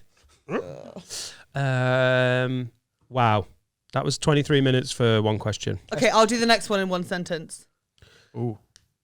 It's gonna be really hard, isn't it? Christina says, "Hi Lids, long time listener, first time emailing, have a word. Need you to knock some sense into my younger brother. He's 32 and has spent the last year messaging a girl he used to work with and not getting a single reply. I say used to work with her because he got 3 warnings from his managers to leave the girl alone and stop messaging. 8 months on, he got fired, having sent over 2,000 messages to her without a single reply. He's now got into his head that he's going to train to be a security guard and go into professional boxing without a single day of training in the hopes it will impress this girl who got him fired for harassment. Please help me get some sense into his head. He reckons within 2 years, he will have won her over, married her and started having kids, despite her starting proceedings for restraining order." That's from Christina. One sentence. Yeah, one sentence. Now, I mean, you can, but don't. I mean, he needs to be in jail, so he can't do any more harm to himself. So, Christina, frame him. Frame him for a crime. Sentence. There we go. He's ill, isn't he? Yeah, he's not well. He needs to be in patient care. Here gone, cray. Yeah, that's bad. I Yeah. mean, 2,000 messages, did you say? It's one of those on things. WhatsApp though, so he didn't pay for them. Fair play. Yeah, you know. It's one of those things you see like screenshots of on poor Twitter girl. from a girl like, oh my God, men are awful. And half the time I go, no one's that mental. That can't be real. And it is. They're out there. It is, isn't it? Yeah. There's so many of them. Like the guys you see on like Twitter. He's one of those guys you see on Twitter replying to like OnlyFans models going, do you want to go for a drink? I would so fuck that. You're like, yeah, I don't think that's going to get her attention. Yeah, Christina, I'm sorry. Your brother's like not well. It's hard for an older sister, isn't it? Because she It is, knows. it's really hard. She's like, this is an issue. She's So got creepy, empathy man. and love for her brother, obviously. Like, fuck, yeah. Get him some like proper medical help, inpatient care, or get him behind bars for a bit. I think it's hard to take that one down, even a funny route. He needs Help. that restraining order needs to be fucking stamped and approved. Like that should literally come on someone's desk and be like, yeah, fair enough. He's going love to it. become a boxer to impress I her. love that he's going to train to be a security guard because ladies love a security Why do guard. men want girls to like them after it's obviously don't? Because I couldn't be with someone knowing they didn't like me when they But first have you met ever me. been like unrequited love, like really fancied someone and they don't fancy you back, so you have to be like, No, you know what, but then that- I can't even be friends with you. I've got Yeah, to just that'd be leave like, the okay then, situation. I Yeah. can't be like chasing you. It has to be fucking... But for me, this sounds like a guy who, like, clearly mentally very ill, but someone who's like a massive Dido fan. You know, like Dido sang that song White Flag, and it's like, I will go down with this ship. I'm in love, Oh, and sorry. always will be. The original. I can't believe we're Stalker. doing a song about a creepy stalker who's Yeah. not getting replies to his messages, and you went to Dido, but not Yeah. the song "Stand" by Eminem. I'm not the brightest woman, but I will like a Dido reference. It's like that Dido song, isn't it? This white flag. I will go down with this ship. Give me a break. Do you know what the? Fuck you, Adam. Do you know what the Just fuck you. sneaky killer thing in this is? He's 32. He's not a kid. I He's know, old enough. yeah, He's yeah. not like a daft lad. You're like, mate, Yeah. you've got yourself all ensnared here. At 32, if some of this isn't like sort of just leveling It out, sounds dangerous. yeah. Mental illness gets to people at all ages, lest we forget. Yeah, this is All right, thanks, guys. This isn't like immaturity is the point you were making. This is who he is. Yeah. And until a doctor can literally sit him down and get through to him as to why this is insane behaviour, he's never going to change. There's no amount of time in a jail cell or restraining orders or anything that is going to keep him away from this girl or the next one. It's the fucking Netflix series. So okay, that was a great show. It's pretty obvious that this is really unhealthy and probably really scary for this girl. So we are. I knew reading this out that was going to be the case. It's a little bit sinister, and it sounds unbelievable that as it keeps reading, it just adds layer and layer of what just looks so crazy. Yeah. What would you do as the sister? She's messaged in. What should she do? Like, because obviously it's a problem. But what are you meant to do if one of your loved ones is acting like a cray-cray stalker? So So like contact mental health services, there needs to be like an inpatient care system. There are inpatient care systems. Yeah, but what if she's from Merseyside and you're not allowed to grass? Hey, then leave it. There's a cold. I think she needs to sort of keep an eye When on. the police are involved, you pass grassing up someone. It's already done. You've never been to Liverpool. I've been there I did some gigs. To testify. I think she needs to sort of keep an eye on him as well as going down the professional route. She's got to be the sort of block between him and the next woman. Because this isn't the last time this is going to happen. He will eventually meet someone else in a fucking supermarket or the next job that he manages to get or whatever, and there'll be a next obsession. Because it's not about that girl. It's about him wanting what he can't have. That's what the issue is. And that will happen again with someone else. And she needs to be there to A, pull him away from it, and B, maybe talk to the girl, the next one.